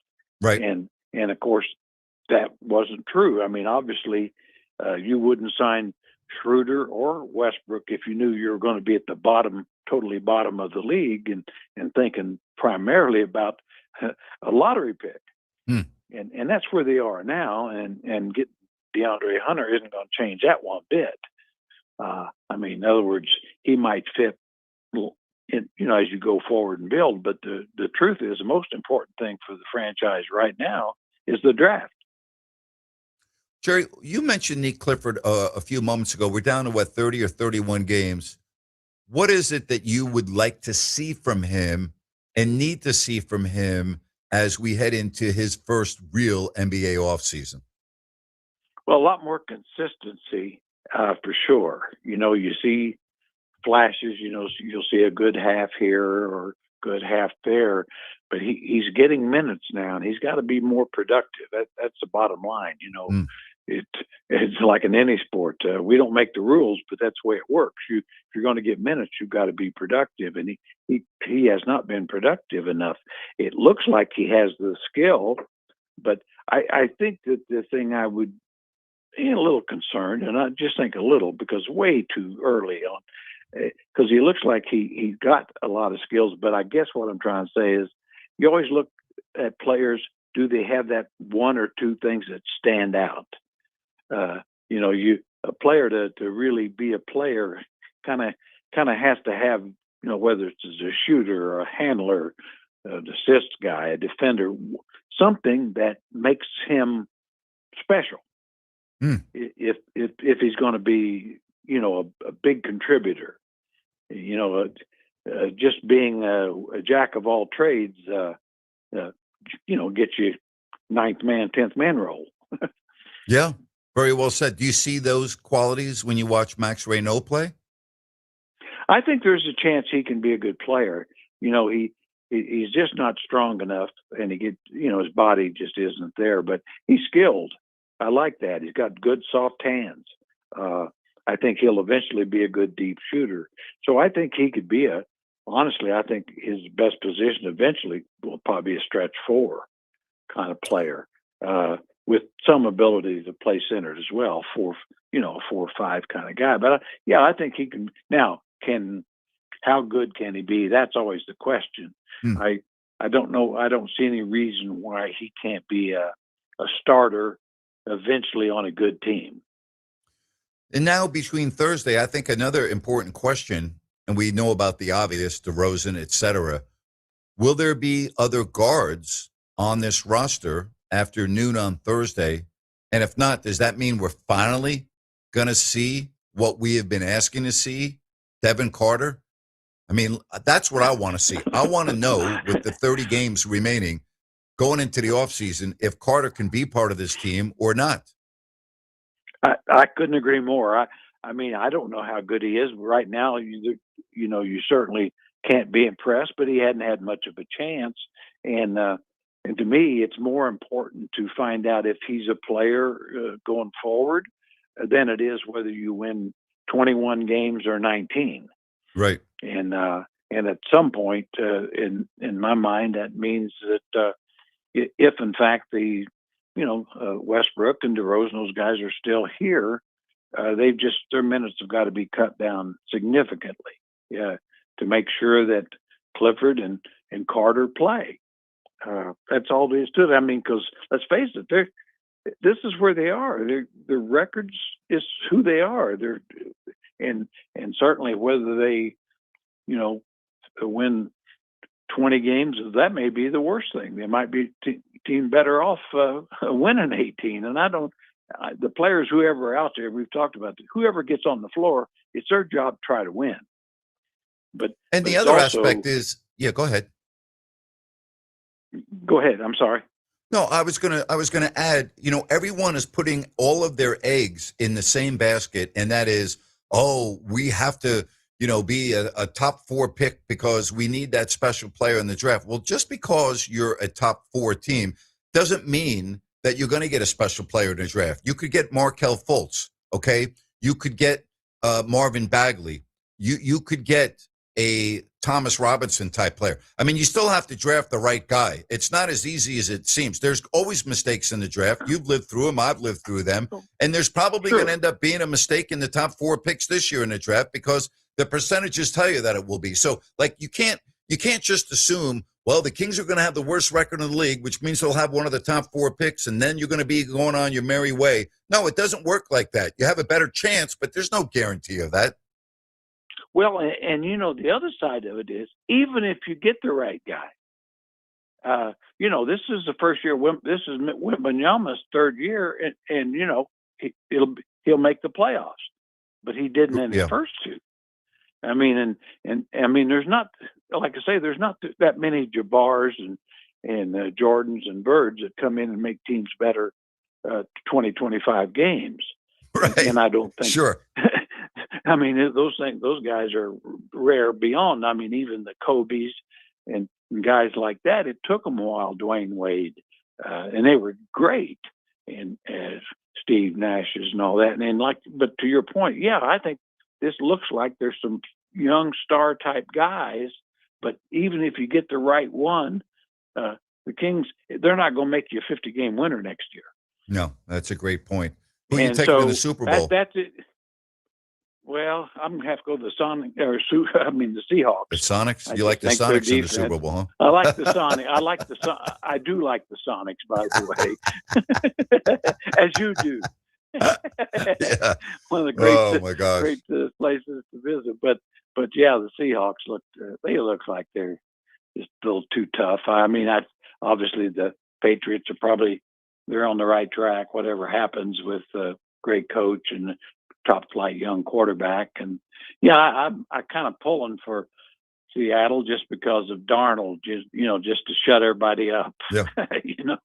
It's funny And, when you talk about Seattle. I always think about the walk along the waterfront with Herm Cole making a comment once about how can anybody live up there in the winter. It has to be so depressing when it rains every day. And that was said from a guy that we don't think we ever saw a smile in all the years that we were around him.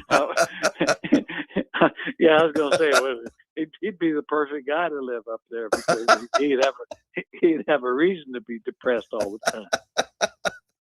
Oh my gosh. The little things that I remember on our walks. Oh my gosh.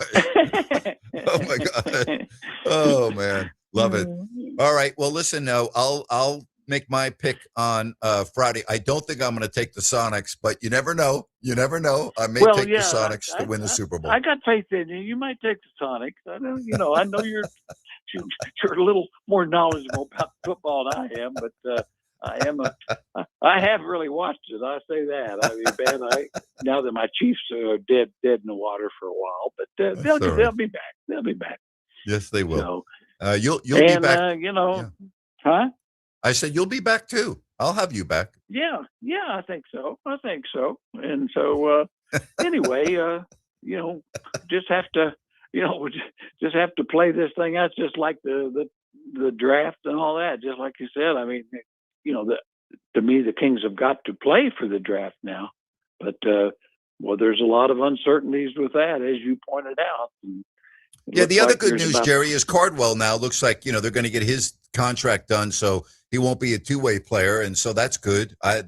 We haven't even talked about that positive of this deal. That now will happen. No, I tell you what, he looks like a real find. I mean, defensively, he doesn't have much offense or any offense really. But the thing I got to say though that depressed me as much about the Washington game as anything is that between Bagley and Scal Labissiere, they dominated our bigs. Yeah. And I mean, if that doesn't raise an eyebrow, yeah, so that does raise an eyebrow or two, Jerry. Yes, it did. I was thinking the same. Yeah. Hey, if the season could get any worse, okay. If this season could get any worse, it just did when you saw Bagley and Labissiere and did what they were doing. Yeah, that's what I say. I'm confident, really, I am in saying this. That is rock bottom. That's it. It will not get worse going forward. As loyal Kings fans out there, you saw the worst. It will get better, not by a lot maybe, but hopefully we'll never see that kind of exhibition again. With that said, onward. Jerry, appreciate you. We'll talk to you soon. All right, take it, Grant. And rock bottom. Oh my gosh, that is rock bottom. Rhino, is he just an absolute treasure or what? He had to get it in. Like he was waiting, he was picking his spot, and he just had to. He wanted to make sure you were looking. He didn't want to put it in your back. He had to put it right there in the stomach. Hey, I'm telling you right now. Well, he's feeling frisky. He just had his birthday. Oh my gosh. Who puts it in the perspective as good as Jerry, huh? Nobody. He's simply the best. We'll be right back. I need to get a break. I need a break right here on Fox Sports Sacramento. Are you SAC Alert? Have you signed up to receive emergency alerts via phone, text, email, or app? Well, what are you waiting for? Winter is coming, and that means there is potential for storms and flooding in our county. Don't get caught off guard or left in the cold. Get urgent storm evacuation and shelter information immediately sent directly to your device. Sign up today at sacramento-alert.org. Again, that's sacramento-alert.org. It's free, quick, and easy to do, and can literally be a lifesaver. You've been saying you're going to pay better attention to your home's honeydews. Check one off your list right now by calling Gabrud Services to schedule a 12-point inspection of your home's electrical system. The safe rule of thumb is every 5 years for an inspection. If it's been 5 years or more, call Gabrud's now. A qualified technician will provide a thorough inspection of the electrical system to ensure it's safe or alert you to potential problems. At Gabrud's, electrical work is all we do. We are the area's recognized experts for anything electrical, and our number one priority is ensuring your home and family are safe. You've been saying you'll pay better attention to your home. Stop saying it. Make the call to Gabrud's. Talk with a real person and schedule your 12-point inspection today. Gabrud's, locally owned for more than 30 years. G-U-B-R-U-D-S. Call the good dudes at Gabrud's. G-U-B-R-U-D-S. Gabrud's.com. At Downtown Ford Sacramento, we're proud of our long heritage. We've consistently provided Ford cars and trucks to families and businesses in this region for over 100 years. If we think about it, practically every kid who grew up in this town at one time or another rode around in a Ford that we sold to their family. We've served multiple generations of local farmers and ranchers who got their rugged Ford trucks from us. We've also provided many of the emergency vehicles that you see out doing the people's work every day on the streets. All of us at Downtown Ford, from our top-notch service department who keep your Ford running like new, to our dedicated finance team and the guys and gals in our showroom, we thank you for generations of love and loyalty to us. And for that love, we say right back at you. We're doing Fords just like we always have. Come see us any day of the week or visit us online at downtownfordsacramento.com. Okay, we are running a car drive right now to help veterans all across America. So if you have an old car, truck, or van, even a motorcycle or an RV sitting around, you can right now give it away and help the vets. They really need your help. And your car will help support the vets and their families. And guess what? You even get a tax donation. Plus, we'll even come and pick up your car for free. And all you've got to do is pick up your phone right now and make a free call. Now is the perfect time to do something good for the vets. Give back to the vets right now for all they've done for this country. And your old car can really help them. So call the Veterans Car Donation Program right now for free pickup of your vehicle. Help the vets and help your taxes at the same time. Call right now. 800-598-0539. 800-598-0539. 800-598-0539. That's 800-598-0539. Hear that? That's the sound of your life. Perfectly imperfect. Beating in rhythm to the world you've created. But every time you drive after drinking, the music gets drowned out.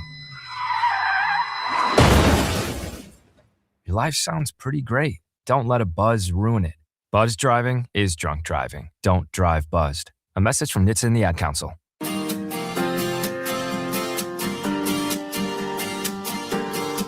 Grant's Rant coming up in a couple of moments. We got phone calls to get to. We're going to start with Mac. Mac, welcome to the show. Good afternoon, Mac. Hi, how are you? Good, Mac. Last week we talked about a model for the Kings would be the San Jose Sharks. And I feel like with this trade, the Kings have already gone against that model. Look, first of all, Hasso gave my career 5 years. They're in year 5 to turn things around. What the Kings did is, I know my career would never have let Keon Ellis go without getting into any type of draft picks. And I understand you got rid of a bad contract, but something that the Sharks did is they would wait until that bad contract got more movable. And even if they got a 5th-round pick and packaged that into a 3rd liner or a 4th liner, they got something productive. Instead, the Kings got a 28-year-old. And I'm not saying he's a horrible player, but he's 28 years old. Yeah, but that's not old. Realistically, but when they get back to competing, he'll be in 30, right? Yeah, but there are a lot of players in the NBA understand. that are really, really good in their 30s. I think we're making too much out of the fact that he's 28. I'm not concerned about that, but go ahead. But again, my point is I think it would have been more realistic, and I understand it's hard to do, to hold on to that contract, try to get the worst you can. In fact, they lost a 2nd-round pick. That I understand it's a late second, but it's an asset. And so we've talked about the best way to rebuild this team is stockpile as many picks as you can, and I don't understand why you would let Keon Ellis go. And Schroeder's played for, 11, 12 teams, so he is wanted in the NBA. So I can't see why you couldn't get at least select a late 2nd round if you were willing to be more patient. So I was very disappointed on this trade, just from the fact that they weren't stockpiling draft picks. That's all. Okay, Mac, appreciate it. Thanks for your input. Let's get to Rich in San Diego. Hey, Rich. Good afternoon. Hey, good afternoon, Grant. How are you? Good, thank you. Good.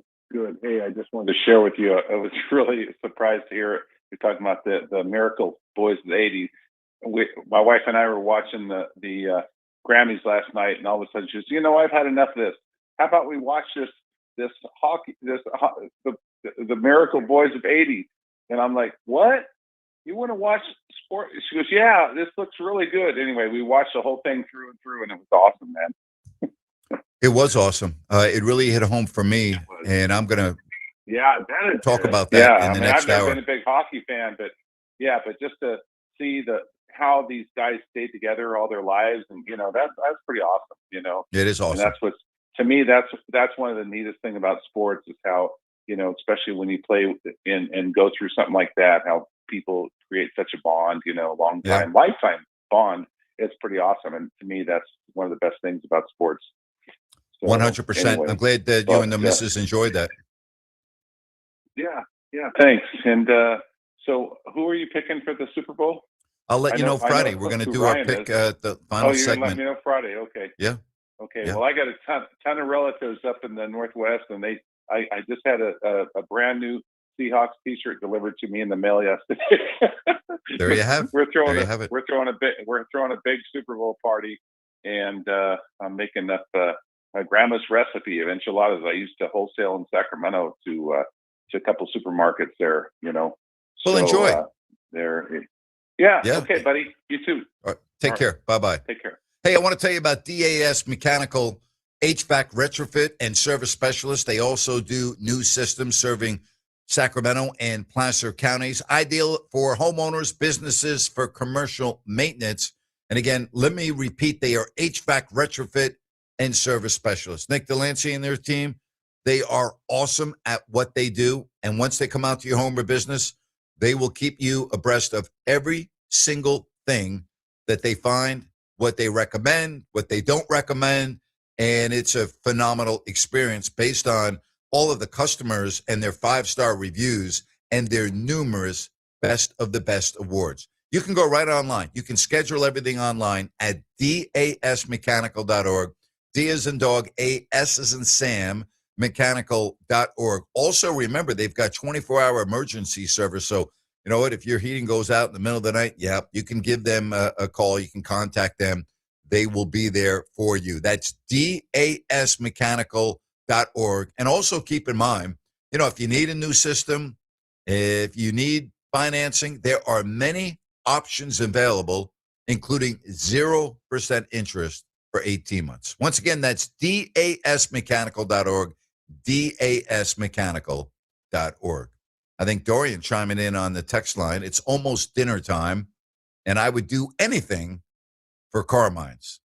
That's true. But Dorian, I'm looking at how fit you are and your workout regimen, and you can put on some pounds there if you're going to be eating too much at Carmine's with that family-style Italian food. Now, you can also do the meats and the salads. You can, if you're disciplined, but I don't know about you. I'm not disciplined when I go to Carmine's in New York City. I'm not.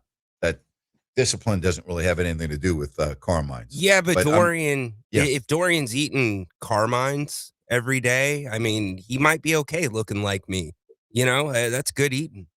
It is good eating. It's probably not going to be very good on your bank account because it's New York City prices. Very true. Yeah. Things are a little bit more expensive in Manhattan than in Sacramento. Just letting you know that. And California is expensive. California is expensive, and I have found that Sacramento is expensive too, but it's not as expensive as New York. See, I was pleasantly surprised this weekend when we were on the Central Coast because you expect to pay higher prices, but most of the places we frequented, we found that we got really good portion sizes. So it's like, all right, I can get with this. At least I'm getting a little bit more bang for my buck, right? Yeah, go to Vietnam if you want to bang for your buck, and it's beautiful, and you can be in Da Nang, you can be right on the ocean, and you can eat a gourmet dinner for under $10. You can have lunch for $2. And you're like, you can stay in a 5-star hotel for $50 to $85 to $90. Okay, like, that's how you should do it. But are you eating the same category of food like all the time? No, you're not eating the same category of food. You can eat many different types of food, whether it's American food, Vietnamese food, Japanese food, Italian food. No, you can eat whatever you want.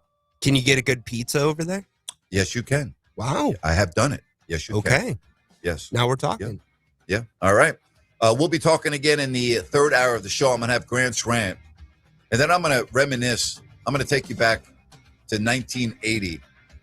I watched that documentary on Netflix earlier today, and it was very emotional for me for a variety of reasons. Phenomenal job. They did a phenomenal job with that documentary. But when we come back, Grant's rant to get the week started. What a week. Olympics, Super Bowl, trade deadline. Love it. Right here on Fox Sports Sacramento.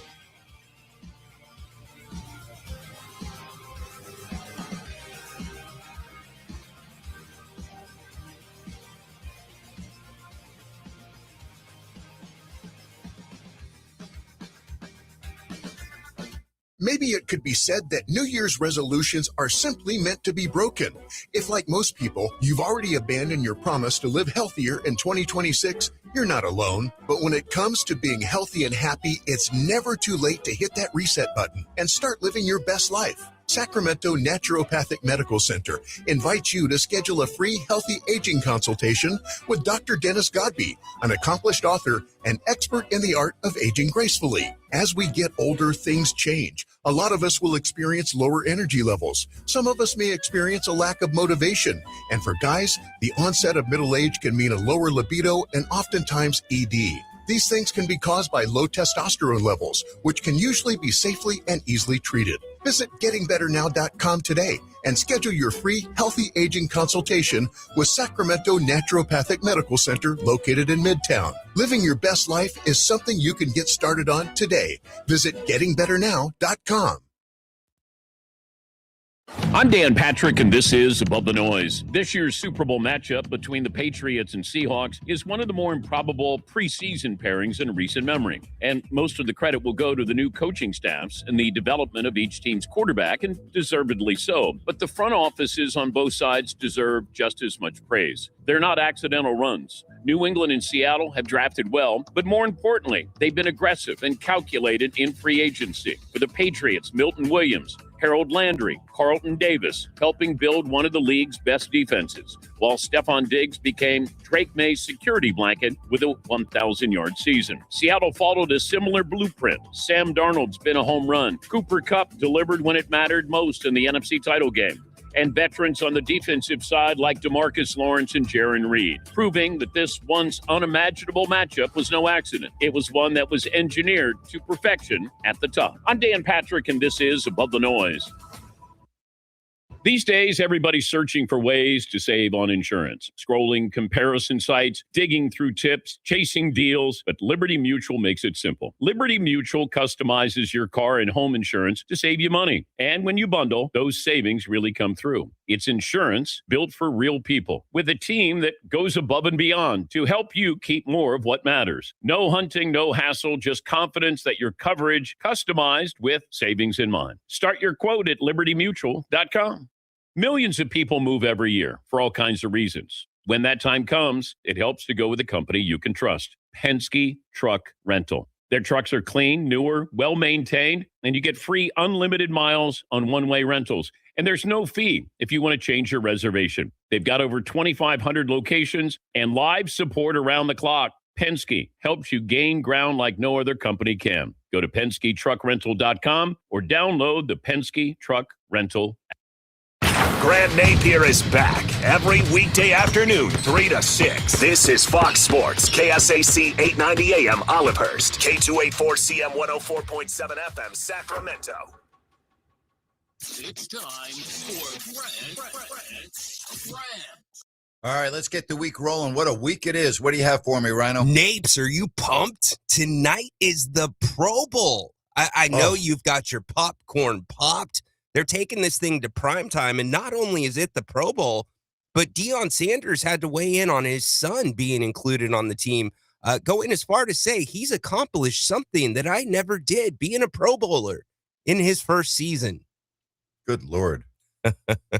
Second, Grant, since you're bringing up Netflix and you're going to talk about that documentary, subscriptions, we all have them, right? Well, isn't it a bit annoying when you have to play hopscotch with your different devices, even though you're using the same subscription?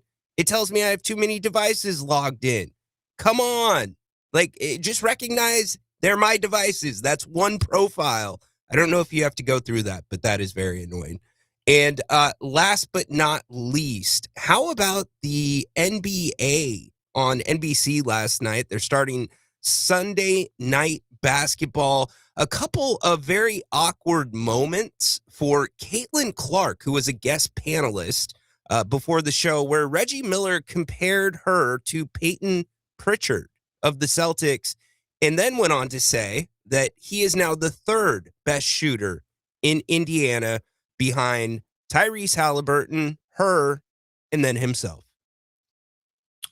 Well, I don't watch any of that nonsense, so I can't really comment on that, even though you set up. I don't care about anything other than the games anymore. I never watch pregame, halftime, postgame, with an exception sometimes when I see excerpts from Charles, Ernie, Shaq, and Kenny.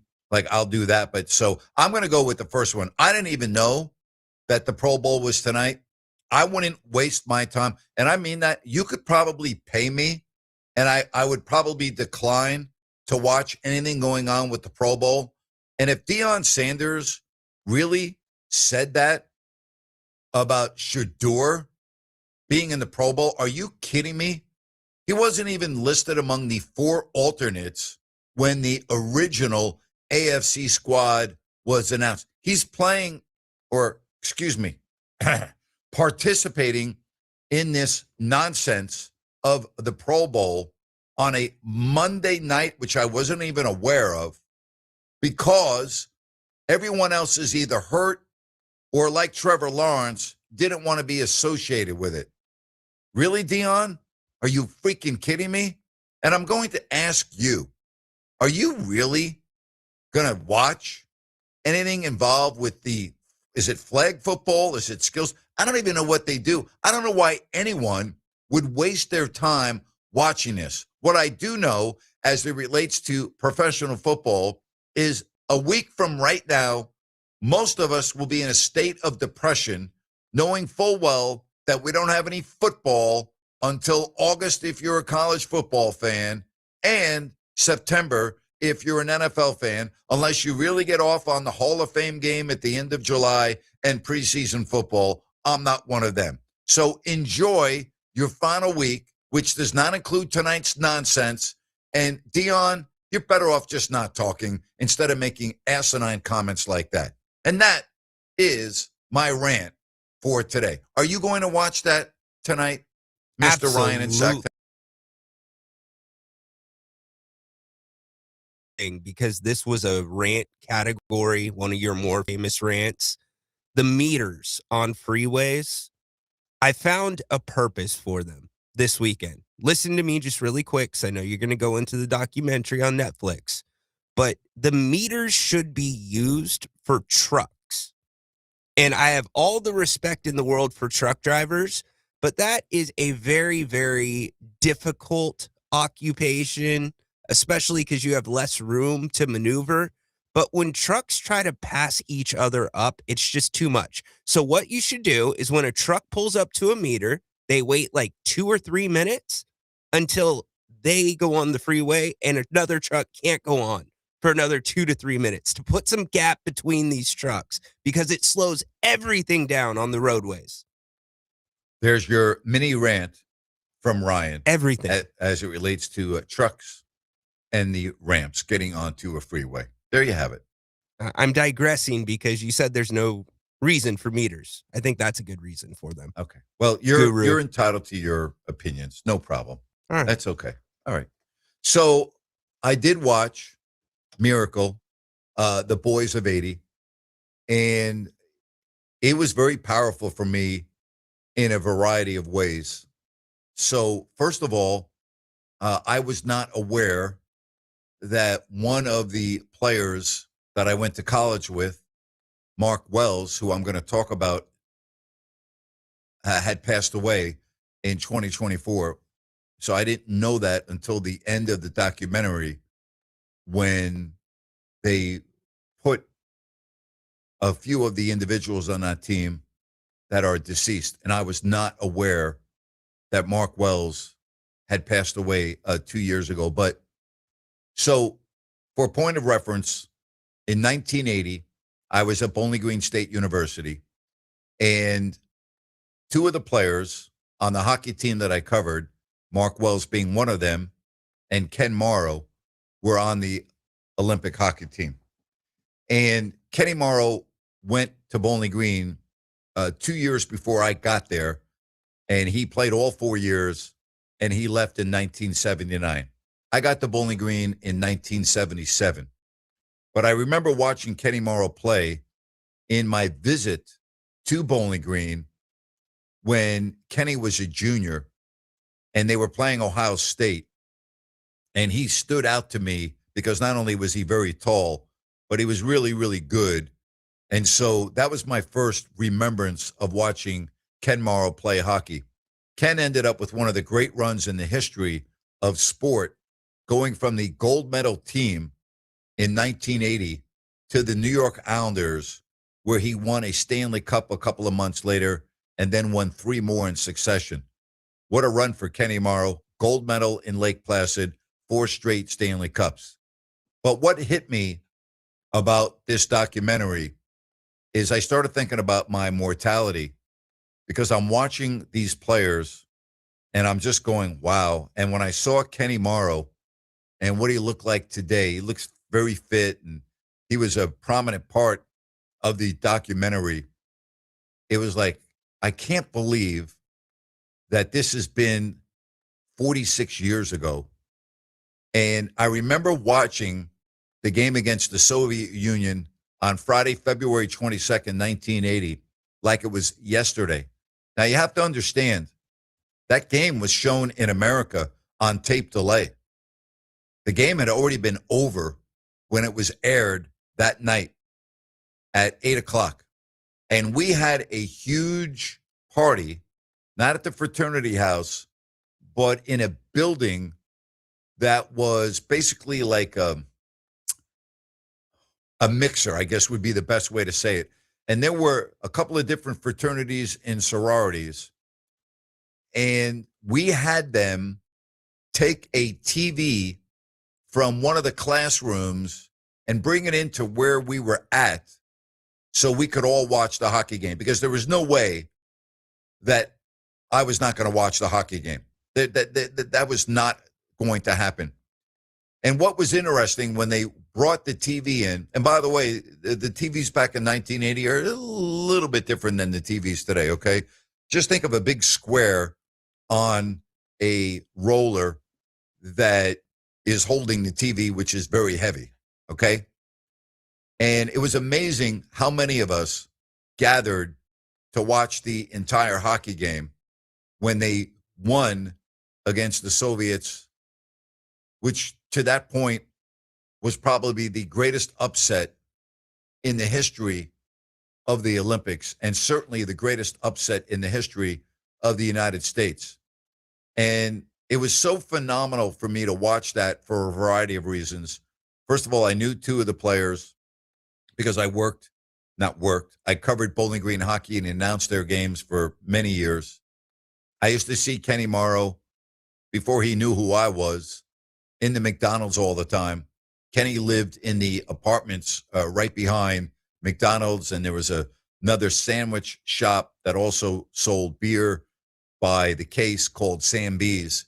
And Kenny lived in the apartment complex right behind there, and I would see him very often in one of those two places. But like being in that, I guess, time frame and being a huge hockey fan, and oh yeah, by the way, knowing two of the players and covering them as an announcer for Bowling Green hockey was unreal. And I told the story about Craig Patrick, who was the assistant coach for Herb Brooks, who's also very prominent in the documentary that Netflix did, Miracle, the Boys of 80.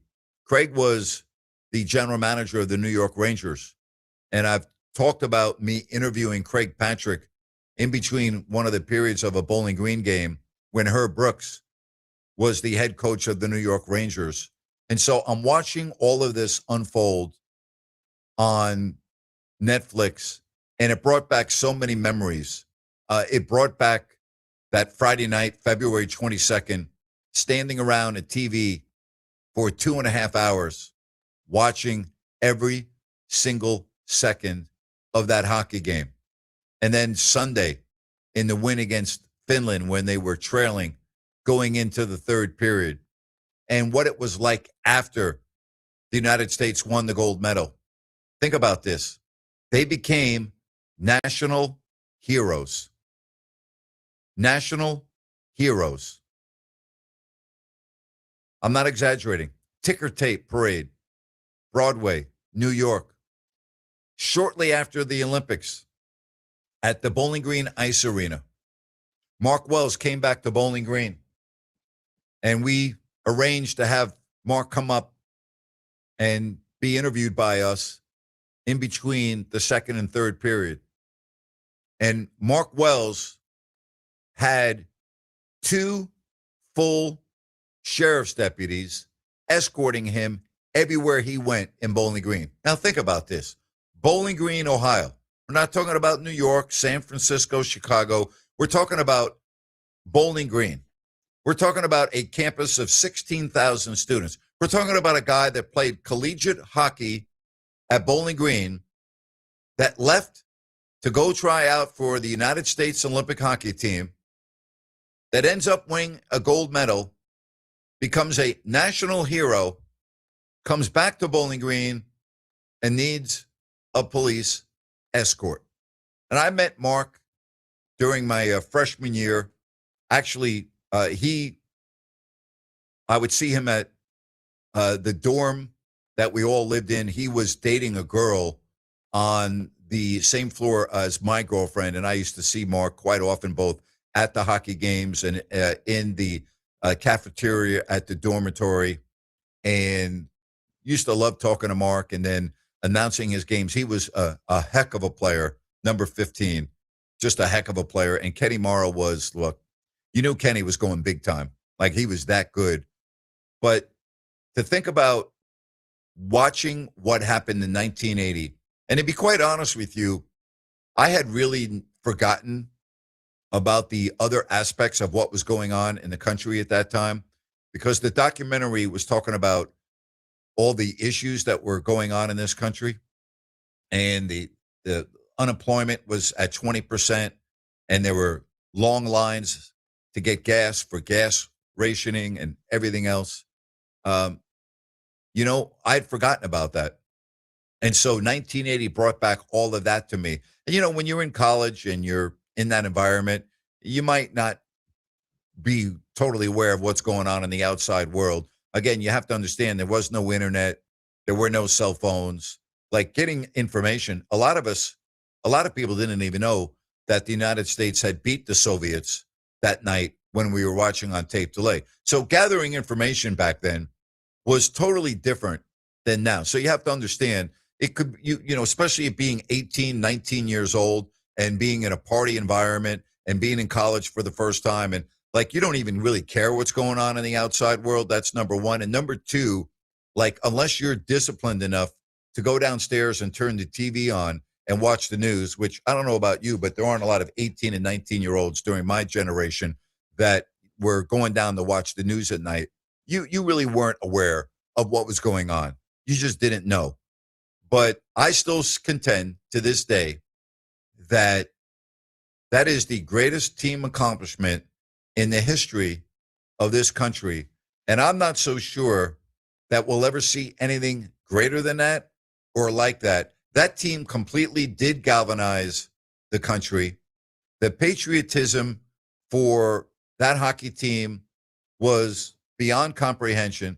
People that had never watched hockey, that couldn't tell you anything about hockey, okay, as Al Michaels said in his open, I'm sure many of you wouldn't know the difference between a blue line and a clothesline, and you really don't care. That was the case. That team had, and I'm not exaggerating, the entire nation watching them on that Friday, the 22nd of February, and Sunday, the 24th of February, for the gold medal game against Finland. And I'm not exaggerating when I say everyone in America was watching. Hockey fans, sports fans, non-hockey fans, non-sports fans. You just heard Rich talk about his wife saying, let's watch the documentary on Netflix. I've never experienced anything like that. It was so neat knowing two of the guys on that team. It was neat interviewing Craig Patrick after the Olympics and running into Craig when my good buddy George McPhee played for the Rangers. And I would see Craig sometimes outside the Rangers locker room. And he would always come up and ask me how I'm doing and where I'm working. And this was after I graduated from college. It was just very neat for me at that age to be like remembered by the general manager of the New York Rangers. Like that was a big thrill for me. It was like, wow, I can't believe Craig Patrick knows who I am. I mean, again, you're enamored by those things at that age. It was like something I'll never, ever forget.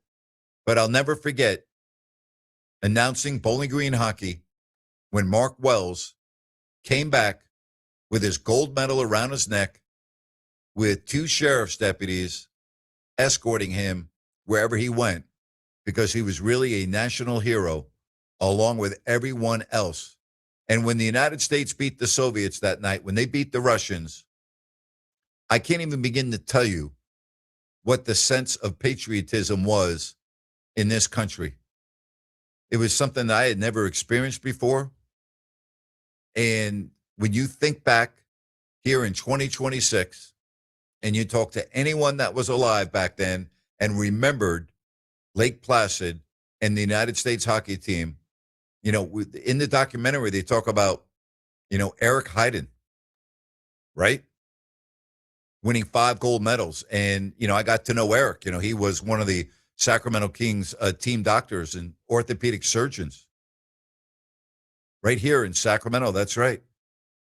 The great, great speed skater, the best maybe to ever do it. He was a huge part of the Olympic Games. But those Olympics, that hockey team and what they did for this country and the documentary, and I have interviewed Micah Ruzioni, the captain of that team, who scored the game-winning goal in that Friday night game. Like to talk to Micah Ruzioni, and I've done that numerous times up at Lake Tahoe at the celebrity golf tournament, and to take him back there and reminisce with him has been such an honor for me. And again, I just can't even begin to tell you what it was like. And I'm just wondering if you were old enough to remember that period of time, what sticks out to you? 916-779-0929. The patriotism sticks out to me. The bond and what that team went through, right before the Olympics began, they lost to that same team at Madison Square Garden. I think it was 10-3, just days before the Olympics began. They played at Madison Square Garden. And that professional hockey team from the Soviet Union, it was like men against boys. They were too physical. They were too fast. They were too skilled. And the United States had no answer. No answer. They got manhandled the week before against that same team at Madison Square Garden. They got embarrassed. I mean, the game wasn't even competitive. It wasn't even close. And then after they got a goal to tie Sweden in their first game, and then they beat Czechoslovakia in the second game, and then the momentum carried them right through into the 22nd, that Friday night of February, the afternoon game against the Soviet Union, and then the gold medal game. Wow. If you were around for that period of time, you remember it. And if you weren't, I highly, highly recommend that you go back when you get a chance, spend an hour and a half, I think it's an hour and 41 minutes, and watch the documentary Miracle, The Boys of 80. There will never be another Boys of 80. There will never be another team like that. There will never be another accomplishment like that. Not in this country. Or at least I don't think in this country. If the United States men's team won the World Cup, would that be the same? Some would say yes, but I would say no. And the reason for that is that team in 1980 were college kids, 100% amateurs, no professionals. And many of the teams that they were playing, they were professional teams.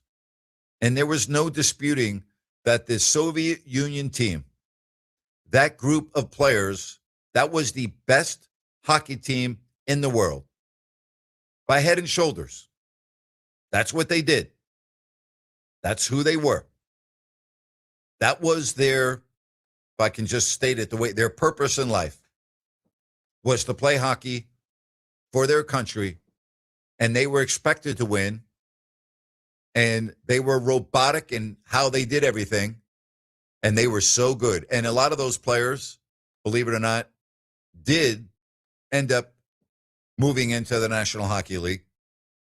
Years when it became a trend for a lot of Europeans and Eastern Bloc countries to play in the National Hockey League. But I'll never forget that. I'll never forget that week. I'll never forget that weekend.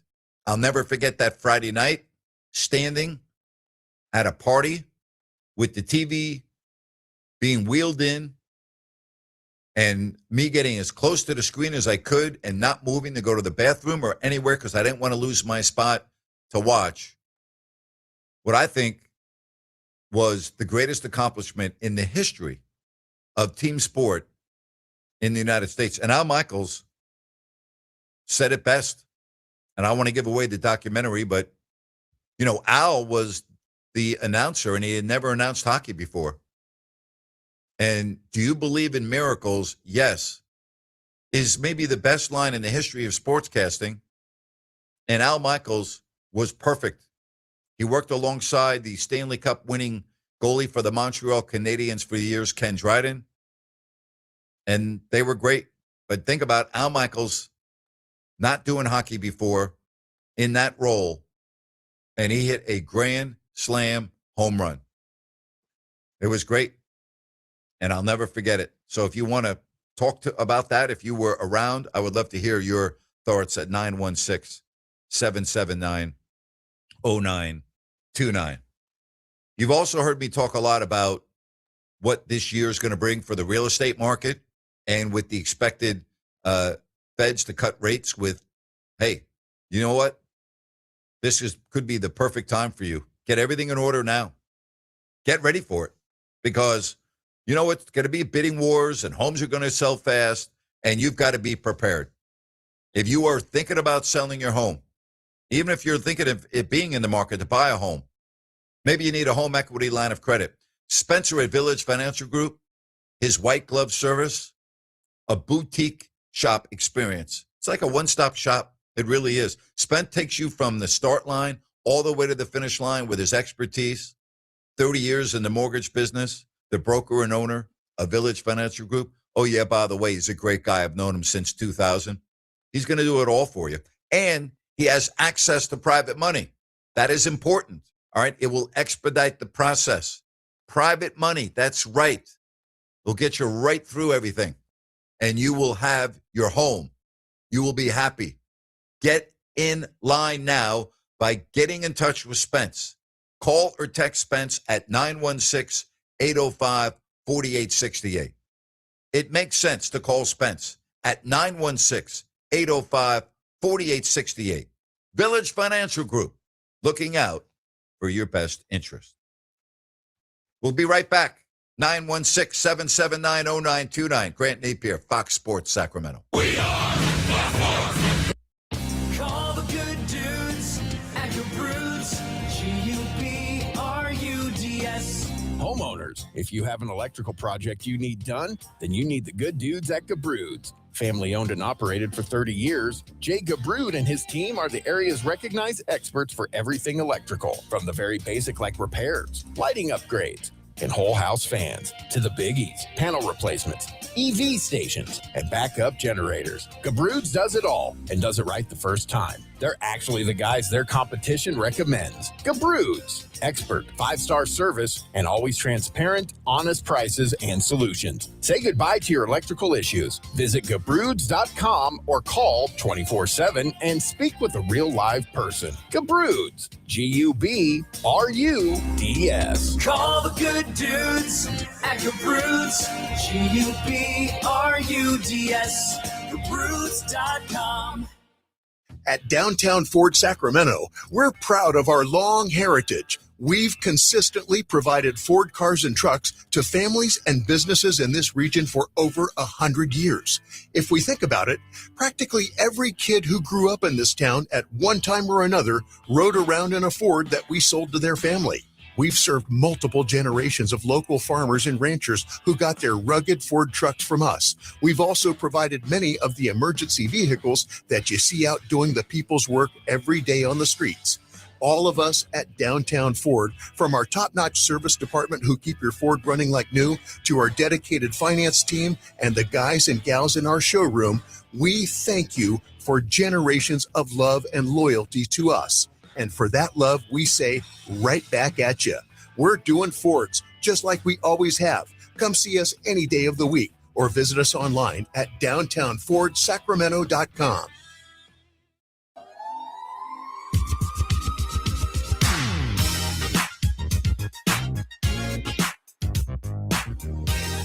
From the 916, Grant, I watched that doc on the 1980 team. It was a bit before my time, but I knew a lot of the story. Was thinking, that really tough coaching by Herb Brooks. I don't think you could do that now in this day and age. No, you couldn't. But you could back then. You had many coaches like that, and he was one of them. He had the roadmap for what it would take. And he didn't think they were going to win a gold medal. He was hoping that they might have a chance to be a bronze medalist. They didn't think they could beat the Soviets. They didn't think they could beat the Czechs, the Finns, the Swedes. I mean, all of those teams were expected to finish much higher. A lot of people had the United States anywhere from 7th to last. I mean, that's just the reality. And the 6 months leading up to the Olympics, they were the best conditioned team. And Herb was not their friend. And it worked. It worked. Say, Grant, I remember watching the semifinal hockey game with my parents and watching Team USA beating the Soviets. Amazing game. We always watch the winter games because of my mom or Norwegian background. It was huge, Grant. Remember the Cold War was still going on. Great American pride. Remember the economy was horrible with unemployment and gas lines. Later in that year, we had the Iran hostages too. Yep.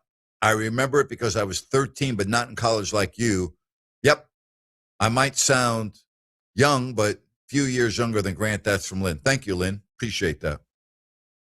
You know, I don't think you would have to be alive to enjoy the documentary, because I think that sometimes watching a video or a documentary, just like, for instance, you know, I'm watched many documentaries, like I'm sure you have, on Pearl Harbor and World War II, because it impacted my father. And, well, it impacted everyone in America if you were alive then. You know, I always tell the story about my dad being at the Polo Grounds on December 7th, 1941, as a 15-year-old boy for the Giants-Dodgers football game.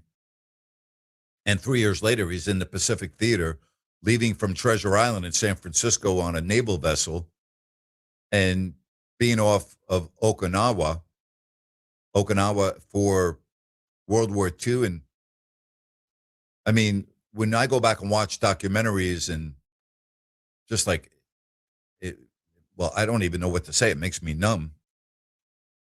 And I learned a lot just by watching those. And if you weren't alive in 1980 and you watched that documentary on Netflix, I think you just have amazing appreciation. Let me ask you this. It's contrasting not situations, but going in different ways, where college sports is moving more towards pro sports. And obviously with the team in 1980, it was college kids playing with pros, right? Which makes it so special. But I wonder 20 to 30 years from now, when there's the inevitable Hoosiers 2 movie or documentary about the Indiana football team that won the championship this year, if that's going to be the next one that everybody looks back on, the generation that didn't witness it. You know, maybe here's and you made the point when you set that up to send to me, is there is the distinction that needs to be made. They're playing by the same rules as all the other teams that they played this year, with the same standards, maybe not the same nil money, but again, who knows? Because I'm not really sure how you police that. But the reality is, it is a great story. The Indiana football team will go down as one of the great stories, I think, in the history of college football. But they were playing against other 18, 19, 20, 21, 22, 23-year-olds that they had. And they had the same chance at having those players on their team as Ohio State had on their team and Michigan had on their team. Whereas, you know, the United States team had 6 months to get ready for the Olympic Games, going against a team that had been together for years and years, that were truly professionals. That was their job. And they had beat everyone in the world year after year after year after year to prove that they were the supreme team in the world of hockey. But yes, Indiana football and the story that we witnessed this year in terms of college football is one of the great stories that we've ever seen. But what the United States hockey team did wasn't just a great story for hockey. It was a great story in terms of an incredible underdog, an underdog of epic proportion. Well, I'm not a soccer fan, so it's hard for me to quantify this. But when Leicester City won the Premier League, right, there were those that thought that was not possible, that could not possibly happen, that there would be no chance of that. And again, I don't know, and I don't watch it, but people were talking about the odds of that happening, how like that may be the only thing that can compare to what we watched in 1980. But again, the difference is Leicester City was a professional team and blah, blah, blah, blah, blah, blah. But like, if you ask those that follow soccer over in Europe, they would have said there's no chance in the world, there's not even a 1% chance that Leicester City could win the Premier League. Right. And as you've been laying that out, here's something that makes the 1980s Miracle team that much more distinctive and a step above. When we talk about Indiana and we talk about soccer overseas, it's football here. It's football over there. It's the biggest sports. This was a hockey team and think about the impact it had on the country. That's right. It had the impact that it had on the country is such a great part of this story. The United States in 1980 was not doing well. There was a lot of doom and gloom. Again, unemployment was at 20%. There were long gas lines. Gas was being rationed. You could only go if your license plate ended, with an odd number. You could only go on this day, an even number that day. Seriously, that's what it was like. And so there was a lot of doom and gloom in 1980. The country was not doing well. It just wasn't. And even though I may not have been aware of it at the time, I certainly was aware of it later in life. And the documentary that I watched earlier today reminded me of what that period of time was like, because I had forgotten it, because I was looking at 1980 as from a pure sense of the greatest accomplishment that I've ever seen in team sport. But after watching the documentary, it hit home with me about how difficult everything was for the country and how it galvanized the country and gave the country hope. And it really did. And there's nothing really like sport that can do that. I watched it in 9/11. The same thing happened in 9/11. There's something about sport that can be magical, that can bring people together, that I don't know of anything else that can bring people together like sport. Amen. Everybody is on the same team. Yep. That's what it comes down to. And even just the fact that they were underdogs in the tournament, the fact that they were underdogs in general to bring a nation together. Again, Olympic hockey. How many people really, truly dip into that in this country? I don't think there's a lot. No one did. No one. I would say that probably 80% of the people watching the game against the Soviets on that Friday night couldn't tell you even the rules of hockey. They wouldn't even know how many men are on the ice. They wouldn't even know how many skaters. They wouldn't be able to tell you anything, but that's not why they were watching. This team did something for the United States during that span of the 2 weeks from the opening ceremonies leading up after they tied Sweden on a late goal in the third period, which they had to do to tie. And I don't know, I didn't even realize this. The arena was only half full for the opening of the United States and Sweden. It was only open.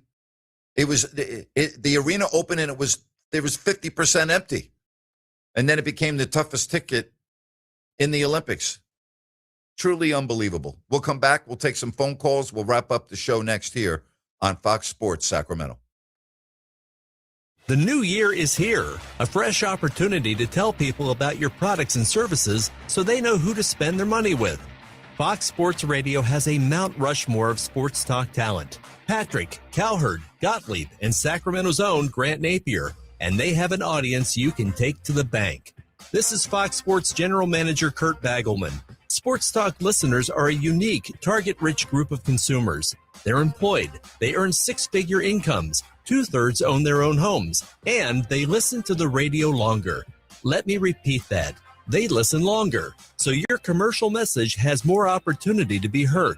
It costs nothing to learn how a good strategy and a great schedule could help your business. So call me, 916-779-0914. 916-779-0914. Radio gets results, and we are here to help. Call 916-779-0914. Hey, it's Grant Napear for Village Financial Group. I have known broker-owner Spencer Grimmenstein for 25 years, ever since he began his family-owned business. Whether it's a home equity line of credit or buying or selling a home, Spencer is a very creative financing specialist with access to private money.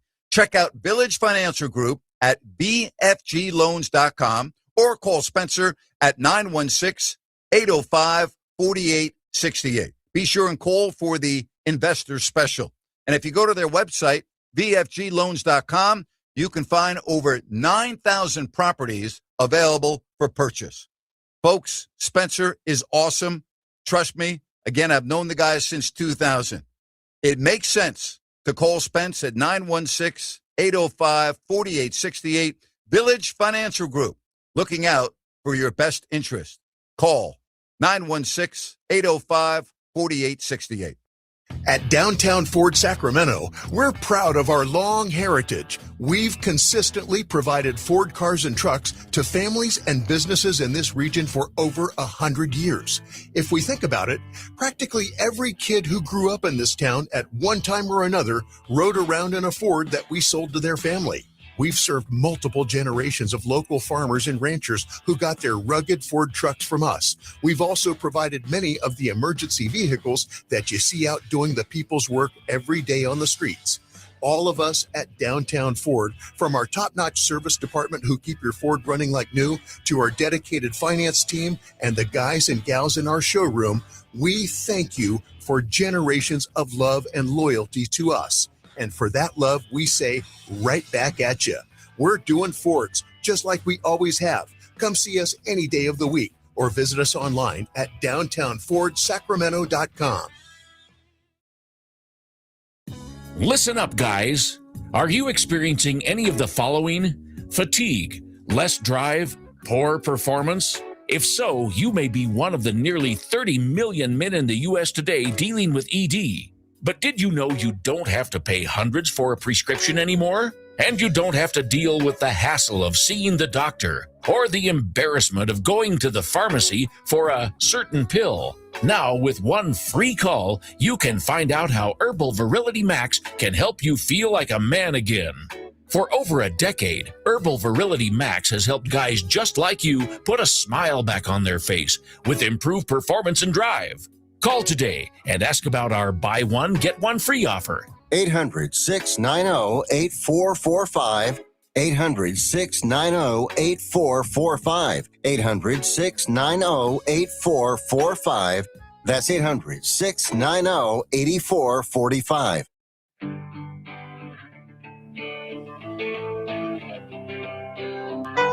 A couple of text messages. Grant, watching the documentary on Netflix now, what's your favorite part? The whole thing was my favorite part. I don't know if I could just break it down like that. Don in Folsom. Welcome to the show, Don. Go ahead. Thanks for calling. Hey, Grant, long time no talking to you. I used to listen to you back in the day here until you left and went back to Florida. You probably don't remember, but I was at the snow game in Colorado when the Kings are finally they were going to move. And I remember you from that. So I'm just bringing that up. Thank you. But another thing I want to say, what a great job you did before the people that don't know during the COVID time. And it was so inspirational.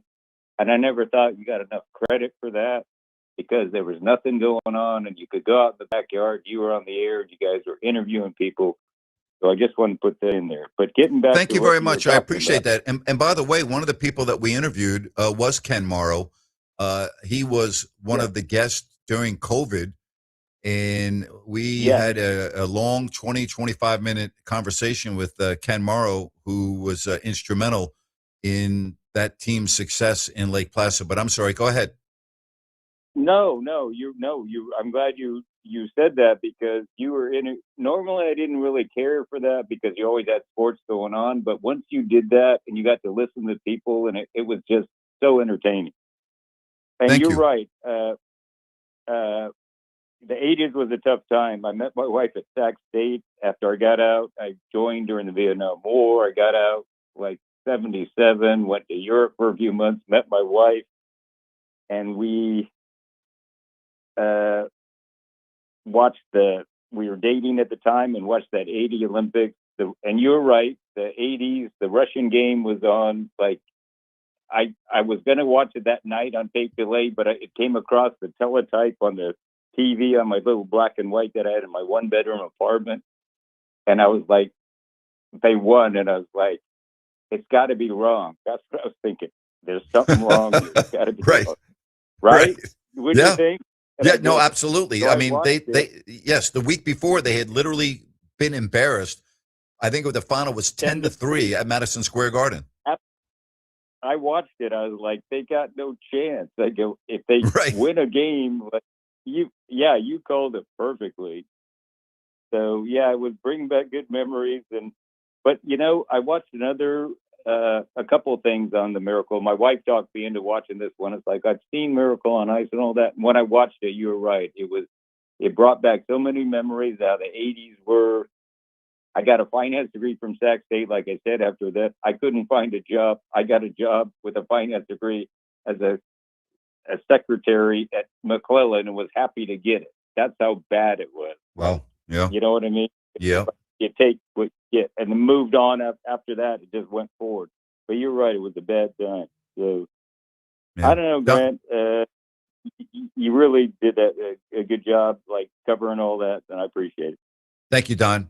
Thank you very much. Well, it's I know a lot of people are watching it, and it has such, for me, being at Bowling Green and knowing two of the players on that team, and then interviewing Mark Wells shortly thereafter, it was really special for me. Really special for me to watch those players' careers at Bowling Green. And I was not aware that Mark Wells had passed. And I was reading a story, and it was so sad. He had back problems that ended up being a spinal cord disease. And at the end of his life, he was bedridden. But in 2010, he sold his gold medal from 1980. And he said, quote, this was a story in the New York Daily News in 2010. It killed me to sell the medal. Killed me. But my life was crumbling. I was going to lose my home. I needed to sell it to have surgery and to live. I had no choice. Really sad. You know, another player that passed was Mark Pavlich. And I got to know Mark after the Olympics because he played on the New York Rangers with my buddy George McPhee. And he was such a talented player, also from Minnesota. But, you know, he was a little different. And when I mean different, he was kind of a free spirit type of a guy. And I do remember when he died in 2021 because I was on the phone with George. And he was talking about being around Pav because that's what they called him. He was a really, really incredibly talented player. And he wasn't drafted, which is hard to believe. But that 1980 team, incredible. And I think that's what landed him on the Rangers because Herb Brooks then became the coach of the Rangers, and Craig Patrick was the general manager. And he was really good for the Rangers. He was part of what they called the Smurf team. And George was part of the Smurf team. And he was good. He was really good. Grant, did you have a teletype? I did not have a teletype. No. I had no idea about teletypes. Yes. That was very interesting from the caller. We lived life differently back then. I just want you to know that. I'm old. We got our information. All right. A little differently. How about that? That is heartbreaking, though, that he had to sell the gold medal. It's something that will never leave you, but yeah, that's awful. Yeah. Somebody said, Grant, do I think the 1960 Olympic hockey gold is almost as big as the 1980 win? In 1960, Team USA beat the Soviet Union, Canada, and the Czech Republic to get their first gold in hockey. My grandfather and mom went to those games. I don't have enough history from 1960. Obviously, it was huge. I don't know if you can equate 1960 to 1980 and what was going on in America at the time on a world stage. So I can't make a point of reference on that. I don't know because it hasn't been documented as much. What was a very fascinating part of the documentary that I was not aware of until I watched it earlier today, Herb Brooks was the last cut on the 1960 Olympic hockey team that won the gold medal. So, I mean, that's I was not aware of that. But Herb was, well, it's interesting because I believe I asked Kenny Morrow when he was on with me in the spring of 2020 during the pandemic about he played for a great coach in Al Arbor. And we asked, if Al Arbor, who won 4 straight Stanley Cups with the New York Islanders, could have done what Herb Brooks had done, and could have Herb done what Al did with the Islanders, winning 4 straight cups, the answer was no. Neither of those things would have happened.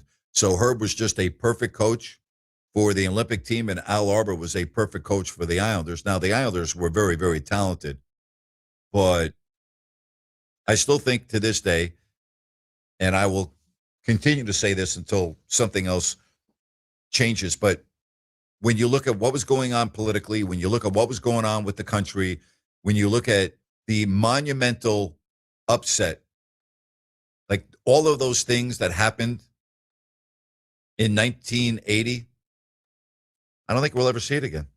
I know we'll never see it in the Olympics, because now the Olympics will never have our college players playing again representing Team USA, which I like. I don't like the professionals in the Olympics. I never have. I'm kind of old-fashioned that way, but I wish it was amateurs.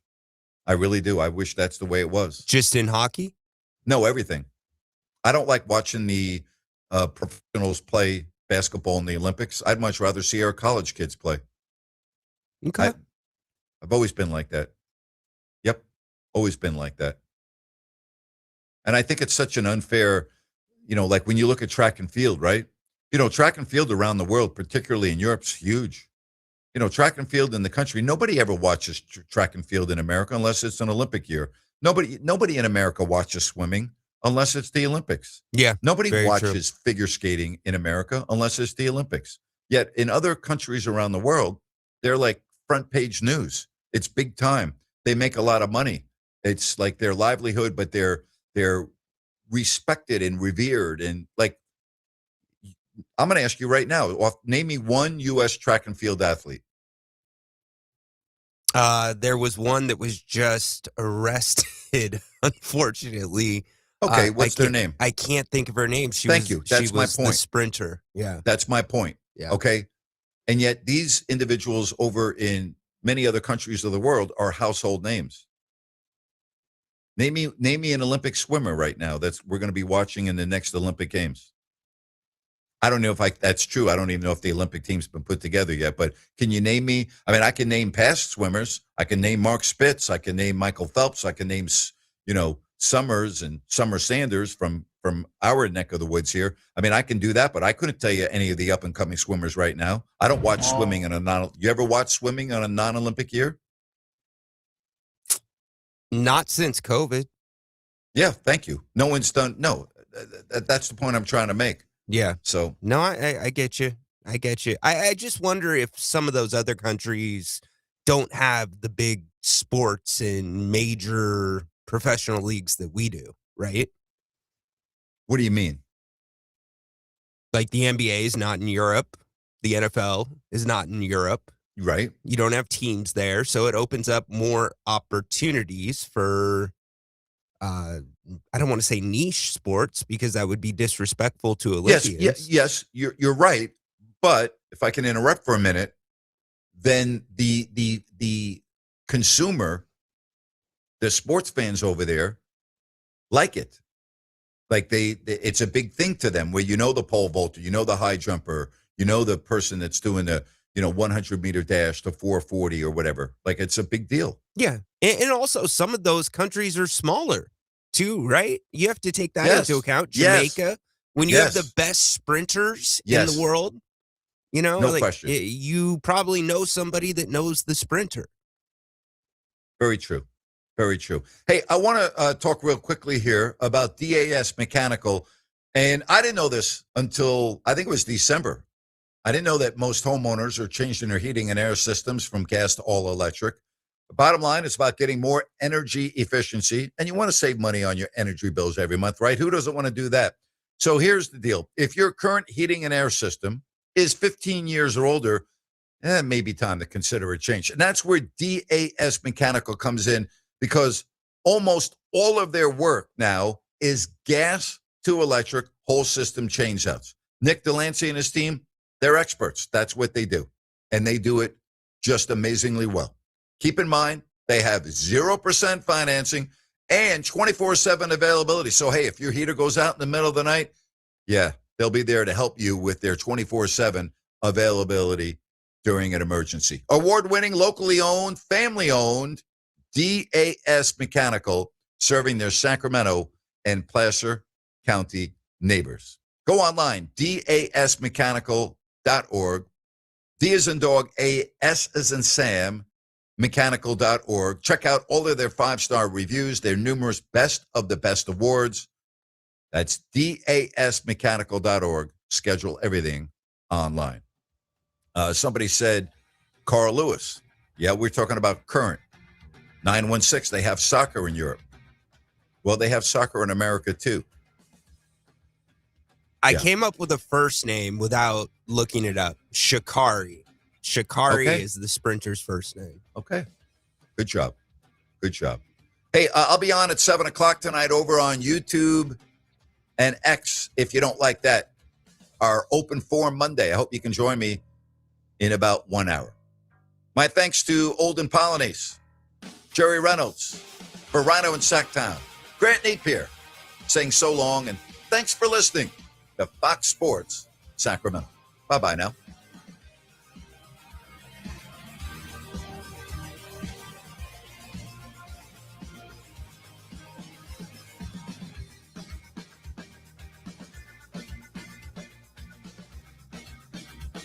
Maybe it could be said that New Year's resolutions are simply meant to be broken.